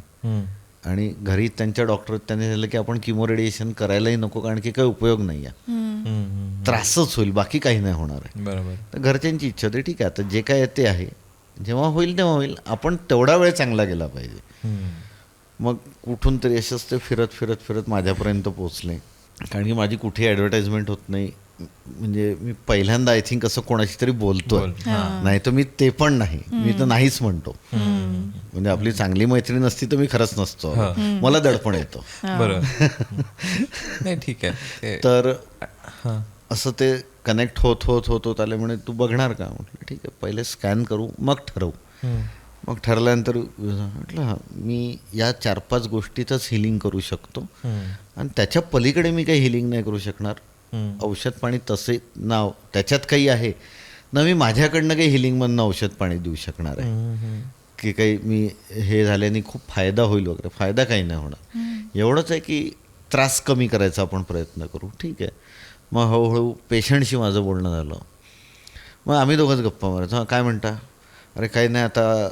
आणि त्या खरंच गादीवर होत्या. हां 75 ऑलमोस्ट एज होतं. त्यांना वॉशरूमला पण जायला कोणाचा तरी आधार लागायचा. आणि मी बोलण्यात त्यांच्याशी गप्पा मारत एक 8-1 दिवसात त्यांना हे कन्व्हिन्स केलं की आता मी हिलिंग करतोय, तुम्हाला परफेक्ट बरं वाटणार आहे. याच्यानंतर जर का वॉशरूमला किंवा बाथरूमला जायचं असेल, आंघोळीला जायचं असेल, तर आपली भिंत पकडायची आणि चालत जायचं. आणि शेवटचे 10 दिवस सोडले तर ऑलमोस्ट 6 महिने त्यांनी ते केलं त्यांनी ते. मी जाणार माझी भिंत पकडून, काही गरज नाही. त्यांना दुसऱ्या घरात शिफ्ट व्हायचं होतं. अरे म्हणे तिथे पहिलाच मजला आहे, 8 पायऱ्या आहेत, लिफ्ट नाही आहे, काय करू? म्हटलं काय नाही, 1 पायरी चढायची, बसायचं तिथे, बाकी काय आहे तर मी आहेच. म्हटलं तुमच्या 8 पायऱ्या जोपर्यंत चढत नाही तोपर्यंत मी हिलिंग करत राहणार. आता ॲक्च्युअल खरंच करू शकतो का इतकं हिलिंग मोठं?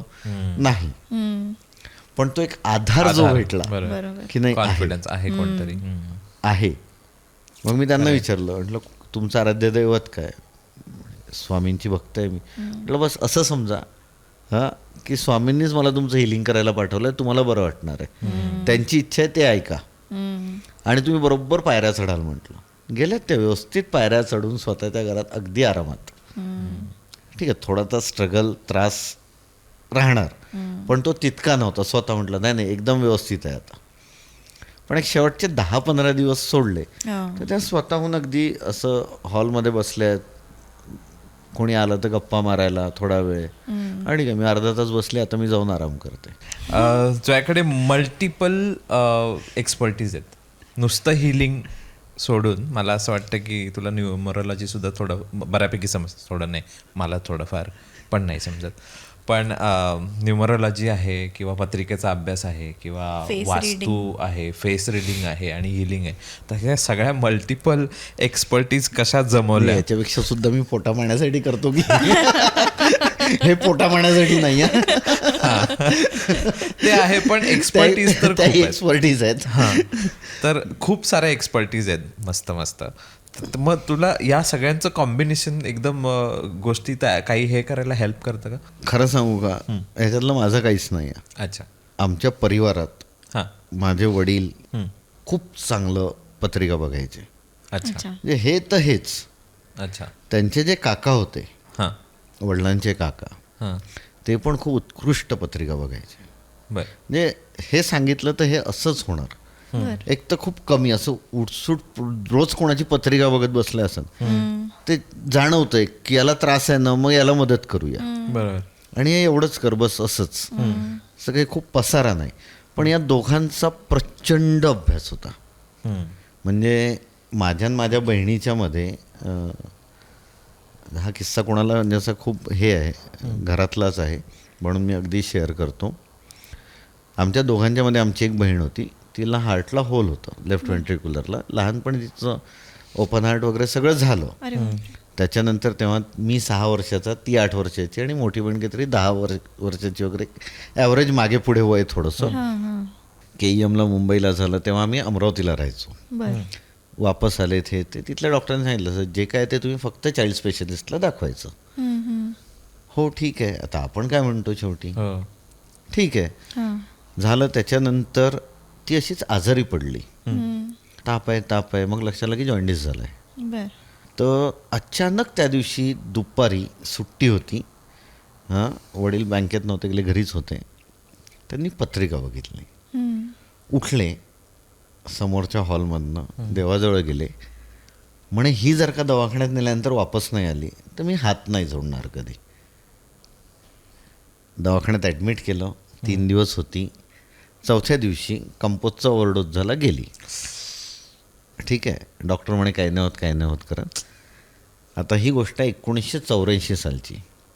माझे वडील एक्सपायर झाले 2006 एवढ्या वर्षात देवळात जाणार, देवावर राग नाही, देवळात जाणार, पण हात नाही जोडणार.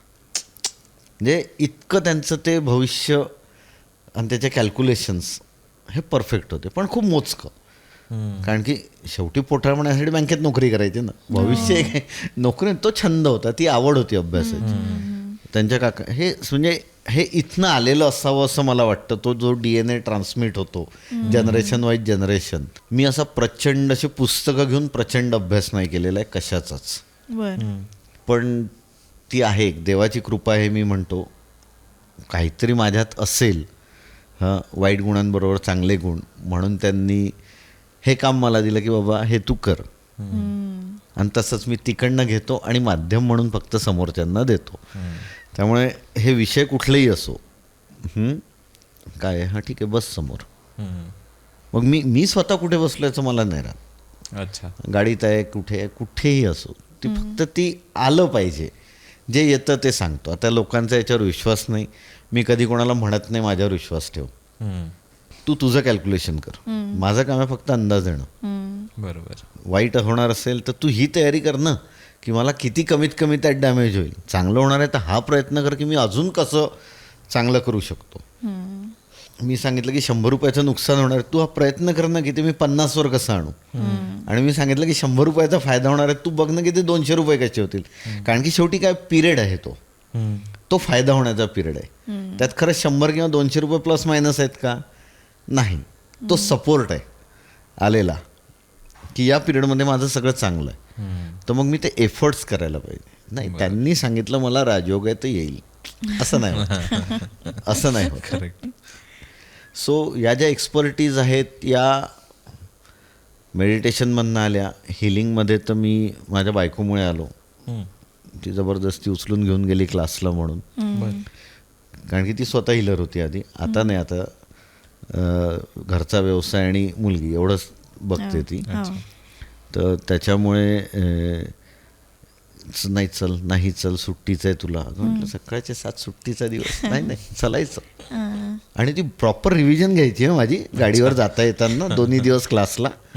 अगदी हे काय आहे ते काय आहे, म्हणजे मला ते असं की शाळेत आहे का नाही ते मला सांग काय आठवतं बघू तर दे. त्याच्यानंतर तिचा जो हिलिंगचा ग्रुप होता, जसं म्हणजे अनघा, मग अनघाचे मित्र विनय आणि मेघा होते. मग हे पण माझ्या मागे लागायचे, अरे तुला तर खूप कळतं. म्हटलं झाडावर चढवत आहे की खरंच मला कळतं हे सांग. नाही तुला खरंच कळतं, तू कर. आणि मी बरेच वर्ष खरंच काही नाही केलं. अच्छा. कधीतरी कोणीतरी आलं सांगितलं चल जा, मूड नाही माझं, नाही सांगणार, मूड नाही माझं, नाही सांगायचं मला. नाही सांग ना, मला काय करायचं तुझं तू बघ. एक थोडंसं असतं, थोडंसं ते नाही होत. म्हणजे तू म्हणतोय म्हणून मी करेल असं नाही होत. ते थोडंसं झकलटपणा असतो स्वभावात, आणि तो सगळीचकडे असतो, आमच्या घरात बाहेर सगळीकडे. तर मग या सगळ्यांच्या प्रयत्नांनी मी इथे पोचलो. अच्छा. चुकून एकदा असं झालं की एक जण कनेक्ट झाले, त्यांच्या पेशंटला फायदा झाला. तू कमर्शियली का नाही करत? म्हटलं मी नाहीच करू शकत. म्हणजे अजूनही मी बरेचदा मी विसरून जातो की मला माझ्या पेशंटला बिल पाठवायचं आहे. ते मला 4दा विचारतात, अरे हो विसरलो हां पाठवतो हां. किंवा मग अकाउंट कधीतरी लक्षात आलं की अरे हे तर या लेवलच्या खालती गेलं आहे. मग मी बिलं बनवायला सुरुवात करतो. लोक बरंच चार्ज करतात, मी म्हणतो कशाला, ठीक आहे जे वाटलं ते द्या. मग शेवटी आमच्या एका गुरूंनी सांगितलं काय करतोय हा, याला मूर्खपणा म्हणतात. म्हटलं मग ठीक आहे हरकत नाही. मग हा ठीक आहे चल दे एका हिलिंगचे इतके, दे तितक्या हिलिंगचे तितके, काहीतरी त्यांनाही थोडंसं हे असावं बरोबर आणि आपल्यालाही ठीक असावं. बरोबर ते एकदमच चॅरिटी नको वाटायला. आणि त्यांचंही म्हणणं होतं चॅरिटी नको करू, बरोबर उगाचच चॅरिटीची किंमत नाही राहत. आणि हे व्हायचं बरोबर नाही असं नाही आहे. म्हणजे म्हणूनच मी तेवढा तो झकलट होतो की हा जा मला नाही सांगायचं, काय ती नेहमी तेच सांगू, चल निघ, म्हणजे असंच. पण मग ते थोडंसं मग त्याला जरा मोल्ड केलं, स्वतःलाही मोल्ड केलं त्याच्यात. आणि मग तो प्रवास सुरू झाला. एक मागचे 6-1 वर्ष झाले आहे हा प्रवास. थोडासा मी पण प्रोफेशनल लाईफमध्ये थोडीशी खडतड चालू होती. मग कुठेतरी शांतता हवी होती. मग तिथनं तो इथे मार्ग मिळाला, मग हा पकडला, सुखवस्त आयुष्य चालू आहे. मस्त. तुला काही हो मला विचारायचं आहे की आता हे तर तुम्ही सगळं चांगली कामं करताय, पण मग असे पण लोक आहेत का की ज्यांना एनर्जीज कळतात आणि ते म्हणजे त्या एनर्जीचा दुरुपयोग करतात आणि निगेटिव्ह एनर्जीवर काम करतात. जसं तुम्हाला आता फेस रिडिंग किंवा फोटो किंवा नुसता आवाज ऐकून कळतं, तसे असे लोक आहेत का की फोटो बघून निगेटिव्ह एनर्जीज त्यांच्यावर पास ऑन केलेले आहेत? खूप जण आहेत असे. हो म्हणजे आता मला कोणाला पॉइंट आउट नाही करायचं, पण आपण बरेचदा पाहतो बऱ्याच ठिकाणी सोशल मीडियाचं, हे असं केलं तसं होतं, तसं केलं तसं होतं. मी म्हणतो तुम्ही असं का सांगताय लोकांना? मला जर का तुमची एनर्जी ॲक्सेस करायची असेल, ती पॉझिटिव्ह असो निगेटिव्ह असो, मी तो कन्सेंट घेतला पाहिजे आणि मी ती फक्त चांगल्यासाठी वापरली पाहिजे. काय होईल ना, जेव्हा मी हे सांगायला लागेल, मी निगेटिव्ह एनर्जी पण हे बघेल, पॉझिटिव्ह पण बघेल, आणि मी त्यातनं काही उलटं करत असेल, जे तुम्ही म्हटलं की अरे त्याचं माझं पटत नाही आहे, त्याला त्रास झाला पाहिजे, तर तू काहीतरी करून दे. ठीक आहे मी करून दिलं, पण कुठे ना कुठे ती एनर्जी ती तर काही डिस्ट्रॉय होत नाही आहे. बरोबर आहे. ती दुनिया गोल आहे म्हणतात ना, ती बरोबर फिरून माझ्याकडे येते. कारण की मी एक तर ऑलरेडी माझं कार्मिकली इम्बॅलन्स करून ठेवलं आहे, ज्याला आपण पाप म्हणतो. बरोबर आहे की नाही? ते करून ठेवलं आहे, ते फिरून माझ्याकडे येणार, मला त्याचा त्रास होणार.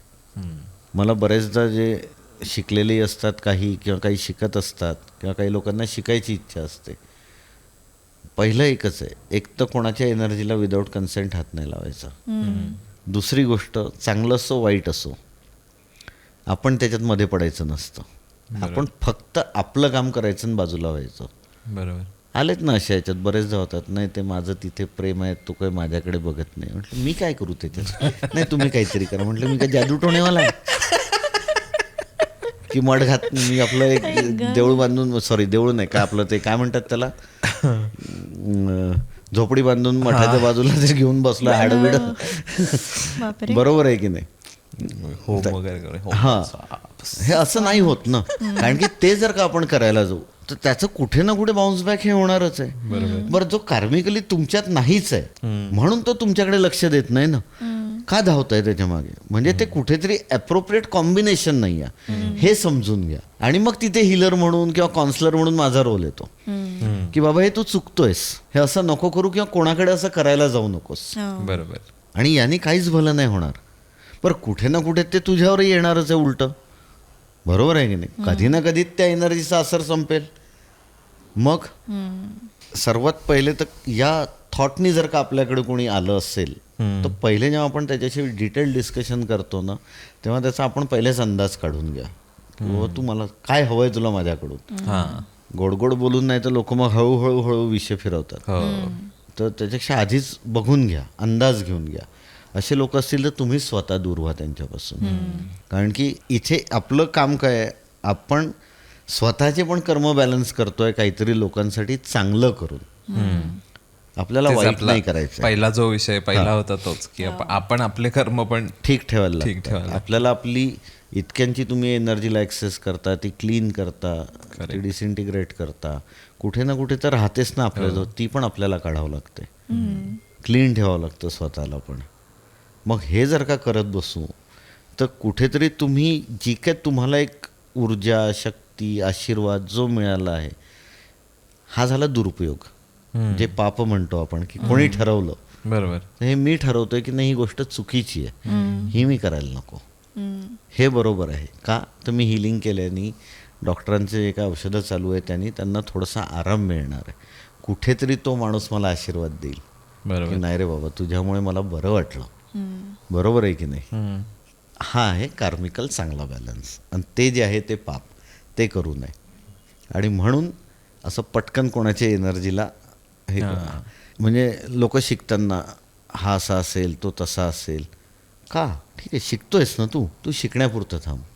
मध्ये माझी एकाची भेट झाली होती, आमचं असंच बोलणं वगैरे झालं, सगळं झालं, म्हणे मी पण शिकतोय असं तसं, मला हे कळतं ते कळतं, तर सगळं चांगलं आहे. पण म्हटलं एक प्रॉब्लेम आहे. म्हणे काय, please don't take me otherwise, असंच त्याला म्हटलं, जे मला जाणवलं ते बोलतोय. म्हटलं तू चालता फिरताना प्रत्येकाची एनर्जी स्कॅन करतोयस. म्हणे हो. म्हटलं किती चुकीचं आहे, अशाने तूच पागल होशील, लोक नाही होणार आहेत. कारण की किती कॉम्बिनेशन्स तू ॲनालाइज करशील. हो बरोबर आहे. प्रत्येक गोष्ट वेगळी आहे आणि तू का करतोयस. तू शिक्षण घे ना, जो तुझ्याकडे येईल त्याचं ॲनालिसिस दे, सगळ्यांचं नको करत बसू. म्हटलं सगळ्यांची फी नाही मिळत आपल्याला. हसला जोरात, म्हणे खरंच बरोबर आहे. म्हटलं काय होईल ना याने, तू स्वतः कॉम्प्लिकेशनमध्ये राहशील की मग पॅटर्न का बदलतोय, अरे हे तर असं असं आहे, हे असं असायला पाहिजे, हे आपलं कामच नाही. म्हटलं तू फक्त शिक्षण घे आणि जो तुझ्याशी आला त्याच्याशी इंटरॅक्ट कर, प्रत्येकाशी इंटरॅक्ट नको करू. करेक्ट. नाही तर तुझा स्वतःचा गोंधळ वाढेल, त्रास तुला होणार आहे, लोकांना थोडी होणार. लोक तर निघून गेलेत ना रस्त्यातनं. आपण एखाद्या व्यक्तीला भेटणार, पहिल्यांदा भेटतो त्या वेळेला भरपूर युनिव्हर्सच्या वेगवेगळ्या सिच्युएशन्स तशा होतात तयार, जेणेकरून आपण माणसं तशी आपल्याला भेटतात आणि आपण पुढे जातो. जसं आपण भेटलोय इतके वर्ष, आपण एकाच ऑफिसमध्ये बऱ्याच वेळेला येऊन गेलो, पण कधीच भेटलो. आणि याच वेळेला भेटलो. नाही काहीच नाही. पण मग म्हणजे त्याच्याच- असं नाही ना की चेहरा नाही पाहिला ऑफिसला, पाहिलाय, पण हा ठीक आहे कोणी असेल, सेम दोन्हीकडनं तसं व्हायस वर्सा. मी असा युट्यूब व्हिडिओज बघितलेला नाही ज्याच्यामध्ये कोणी हिलर आले, फार कमी. म्हणजे मी स्वतः सर्च नाही केलं, पण तरी मी पॉडकास्ट बऱ्यापैकी बघत असतो आणि त्याच्यामध्ये मला असं कोणी दिसलं नाही.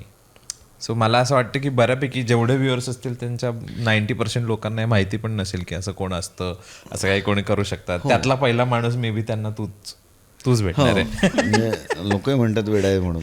म्हणजे बरेच जण म्हणतात अरे वा याच्यासोबत बोलताना जरा सांभाळून बोलावं लागतं. नाही ते तर मला पहिल्या दिवशीच आलेलं टेन्शन, कारण मला सांगितलं होतं बॅकग्राऊंड थोडंसं. मी म्हणलं की काय काय डोक्यात आणू विचार. नाही काही जण असे आहेत माझ्यासोबत की नको तुझ्या समोर नको, ते तुझं तू बघ. अगबाई आरेचा मूवी आहे ना, हा बस तसंच होतं बरेचदा. तसंच मला झालं होतं की अरे कारण मी काय हे होतं ना, बोललो केलं एकदा तुम्ही इन्व्होकेशन घेऊन बसले की चला समोरच्याला काहीतरी आपल्याला प्रश्न विचारायचे.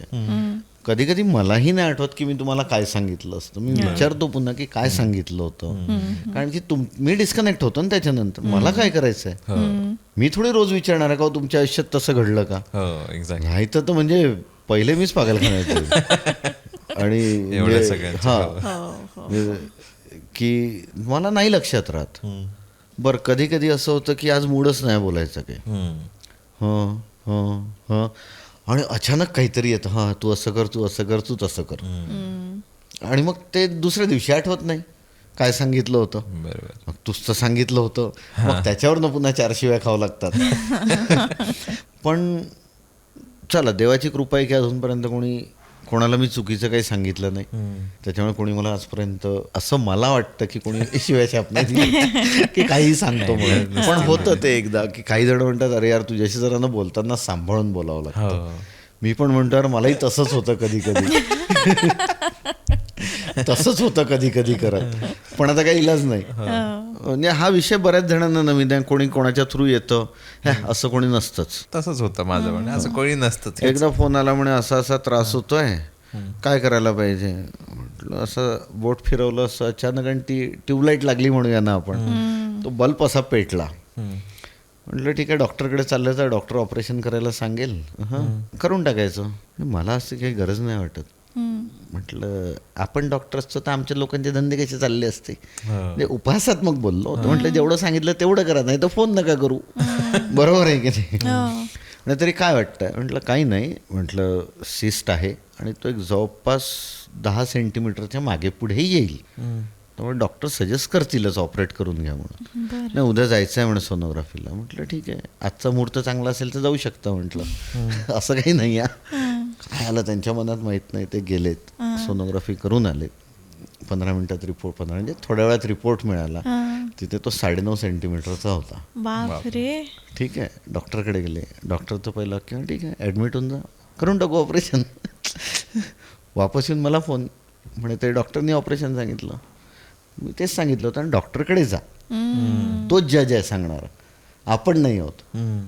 मी फक्त अंदाज दिला की आता गरज आहे, पण ते कळलं जे तुम्हाला. काही डिसिजन घ्यायचंय ते लवकर घ्यायचंय, उगाच लांबवत नाही बसायचंय. हो, पण तो 10 साईजचा असेल हे पण. हा, असं मला खूपदा झालंय. ब्रेन हॅमरेज झालं होतं एका पेशंटचं.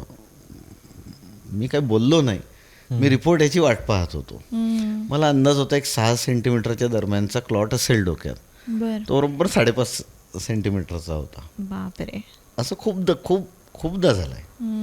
पण ठीक आहे, डॉक्टर काय सांगतो ते बघा, मी नाही सांगत, कारण की आपण नाही ना जज करणार आहे, किंवा तो अधिकारच नाही. MBBS MD वगैरे काहीतरी झालो असतो, शिकलो असतो तर कदाचित गोष्ट वेगळी होती. बरोबर. पण मला अंदाज येतो बरोबर की हां हे या दरम्यान असेल.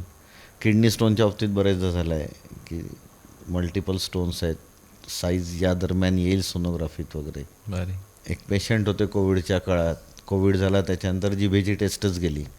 ते हिलिंगला माझ्याकडे नव्हते, बर.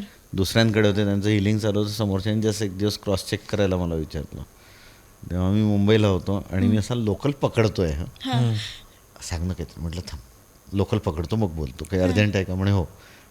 गाडी लोकलवर चढलो आणि फोन केला, काय झालं. ते म्हणे असं असं एक पेशंट आहे, हे ते. म्हटलं हिलिंग चुकतं आहे, असा चेंज करून बघ, फायदा मिळेल.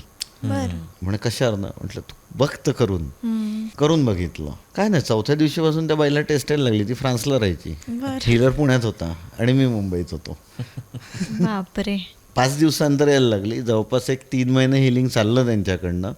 मेडिकेशनही नंतर डॉक्टरनी 1.5-2 महिन्यांनी काहीतरी बंद केलं की आता काही गरज नाही, सगळं ठीक होत आहे तुमचं म्हणून. एक 3 महिन्यानंतर यांनी हिलिंग पण बंद केलं की आता सगळंच ठीक आहे तर काय. कारण मी जेव्हा डोळे बंद केले तेव्हा ती जेव्हा जिभेची एनर्जी मला दिसत होती, म्हटलं नाही थोडंसं चुकतंय, असा थोडासा चेंज करून बघ, लवकर फायदा होईल. जे करत होते ते चुकीचं नव्हतं, त्यांनी वेळ लागणार होता त्या हिलिंगनी. म्हटलं थोडी प्रोसेस बदलून बघ, काही फायदा होतो का. बरेचदा लोक विचारतात, अरे ते ना मला जरा बरं नाही. हां ठीक आहे, पाठ दुखत असेल, हे अशी दुखते, इथे दुखते, या बरगडीजवळ दुखतं का. हो इथेच दुखतं आहे. ते मला जाणवायला लागतं. अच्छा. कधी कधी नाही जाणवत, पण हां हे असं कधी कधी तेवढे. आणि ते अचानक येऊन जातं बोलण्यात ना की हे असं आहे. इंटरेस्टिंग. जा डॉक्टरकडे, जबरदस्त आहे. जा डॉक्टरकडे. त्याच्यानंतर डॉक्टरकडे जायचं. हां हिलिंग मी करून देईल, पण मेडिकेशन हे डॉक्टरला विचारूनच घ्यायचं. बरेच लोक आहे घरच्या घरी पेनकिलर खातात. मला खूप राग येतो अशा लोकांचा. अरे त्याला ठरवू देत ना बाबा, उगाच एवढे लाखो रुपये खर्च करून बिचारे डॉक्टर होतात, उगाच होतात आहेत का. आपल्याला काय गरजेचं आहे, किती डोस हवा आहे ते सांगतील ना.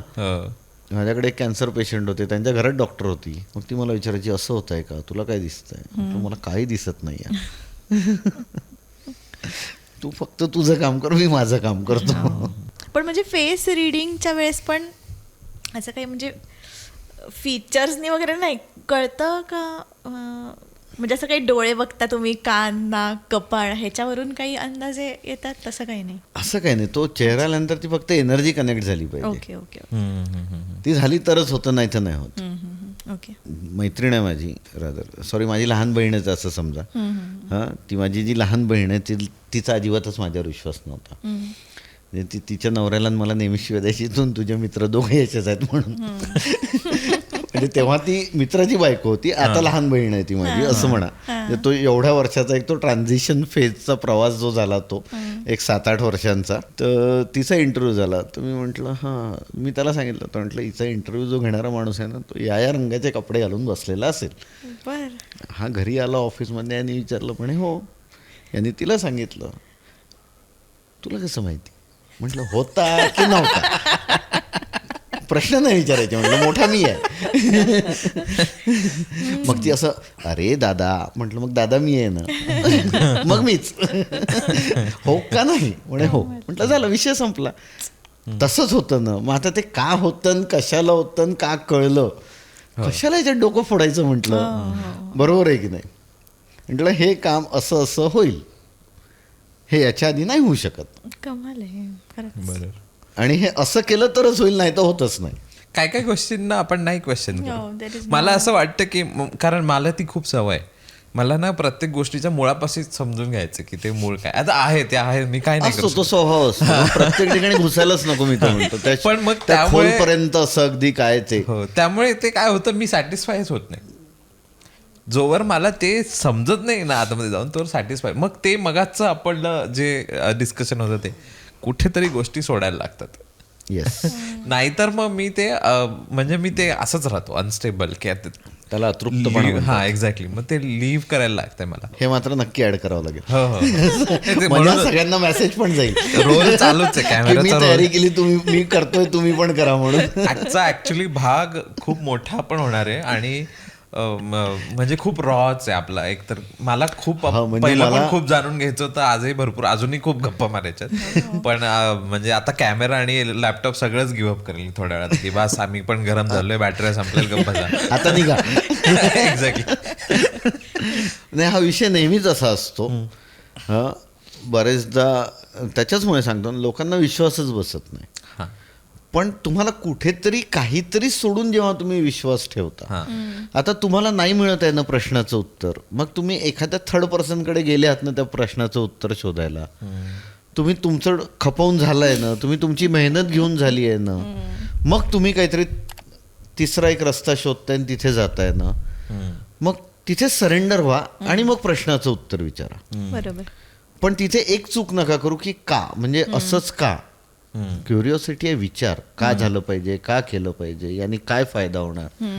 बरोबर आहे की नाही? तर मग भोंदू बाबा जन्माला येतात, ते तसं होतं. बरोबर. त्यामुळे डोळे बंद करून विश्वास नका ठेवू. हा, तिथे exactly. बसा, विचारा की तुम्ही मला हा उपाय कशासाठी दिला, यांनी काय होणार आहे, यांनी मी तेच ना, कसं ती करायला अगदी पाहिजे, काय करायला पाहिजे. Thin line. इकडे गेलं की हा. अंधश्रद्धा आणि इकडे गेलं की अगदी तुमचं अगदी. नक्कीच कारण काय होतं ना, माणूस अशा वेळेस ना पटकन तिकडल्या बाजूला जातो. हा एक्झॅक्टली. हा, नाही, त्यांनी सांगितलं, अरे तो काय देव आहे का सांगायला. हो. त्यांनी तुला कॅल्क्युलेशन्स दिलेत, खरंय. तू थोडासा त्याचा अभ्यास कर ना तू पण. तू काय हातपाय गाळून मी नाही त्यांनी सांगितलं म्हणून तसंच करणार. विचार ना प्रश्न, काय हरकत आहे. हो. समोरच्याला उत्तर नाही देता आली तर ठीक आहे, मग तू पुन्हा बघ की नाही मी बरोबर ठिकाणी उभा आहे का, बरोबर. की मला याच्यापेक्षा काहीतरी वेगळी व्यक्ती शोधायला पाहिजे माझ्या प्रश्नांची उत्तरं घ्यायला. आणि आय थिंक इंटेन्शन सुद्धा खूप मॅटर करतात. इंटेन्शन्स खूप मॅटर. हो, म्हणजे आपण त्याला समजा एखादी गोष्ट नाही कळली पण इंटेन्शन जर तुम्हाला कळलं असेल तर त्या गोष्टीमध्ये का विचारत बसण्यात पॉईंट नाही होत. नाही, इंटेन्शन्स का म्हणजे इन द सेन्स कसं की हा ठीक आहे तुम्ही मला हे सांगितलं मी करतो, पण मी हे कसं करायला पाहिजे, हे तुम्ही मला कशासाठी हे सांगितलं आहे, यांनी मला काय फायदा होणार आहे. बेसिकली काय होतं ना, यांनी त्याची पण जी विचार करण्याची वृत्ती आहे ती सकारात्मककडे नेणं हे समजावून आपलं काम असतं, म्हणजे आमचं काम असतं की हां हा तुला नोकरीसाठी दिलं आहे, मग तू नोकरी करताना हे काय बघायला पाहिजे, तुझ्या काय काय चुका आहेत त्याच्यात, त्या तू शोध, आणि मग तू हे करत असताना त्या फॉरगिव्ह कर तिथे, ते सोड आणि पुढे चाल. फक्त तुला एक मॉरल बूस्ट करायला हा एक मंत्र दिलाय, त्याने तुझं मॉरल मेंटेन राहील, तू तुझ्या चुका दुरुस्त कर आणि मग पुढचं पाऊल टाक. हे समजून सांगणं पण काम आहे, नुसतं जा हे कर, हा घे प्रसाद असं नको व्हायला ते. हां, त्यामुळे लोकांनी पण इंटरॅक्टिव्ह राहावं, विचारावं, सगळं आम्ही करावं. ऍक्च्युली जास्त शॉक आणि सरप्राईज होतो की जेव्हा आपला घराचा विषय चाललेला हां. आणि जेव्हा तुमच्या Floor बोलण्यातून सांगितलं. असं फ्लोअर नाही, नाही. त्यापेक्षा तुम्ही म्हटलात की आता तुमचा खूप 2 specific. असेल आणि मग तुम्हाला 2.5 मिळेल. This is खूपच तुम्ही म्हटलेलं specific. की 2.5 BHK असेल तुमच्या नशिबी, कमीत कमी. हा कमीत कमी. त्यामुळे तुम्ही 2 BHK बघूच नका, हा, हे आपलं वाक्य झालं हो, होतं. आणि तो 2.5च होता, म्हणजे असंही नाही की तो 3 BHK होता. तो 2.5च आम्ही तुम्ही बघत. 3 BHK असं पण म्हणू शकला असतात, पण यू स्पेसिफिकली साईड की 2.5, त्याच्यामुळे एकदम आम्ही तो एरिया तेवढा दिसत होता ना त्यावेळेस डोळ्याला. म्हणजे गंमत अशी की आम्ही म्हणजे असं काउन्सिलिंग घ्यायला नव्हतं आलो. आम्ही आलेलो की कन्फर्मेशन, अफर्मेशन घ्यायला, कन्फर्मेशन घ्यायला की बाबा जे चाललंय ते बरोबर आहे की नाही. चाललंय की नाही. करेक्ट, एकदा क्रॉस चेक करेक्ट करेक्ट. आणि त्याच्यात एवढं डिटेल जेव्हा आलं त्यामुळे खूपच म्हणजे असं मग आधी मला सांगितलं होतं की हा डिटेल खूप बोलतो, बट फक्त बोलला पाहिजे फक्त बोलला पाहिजे.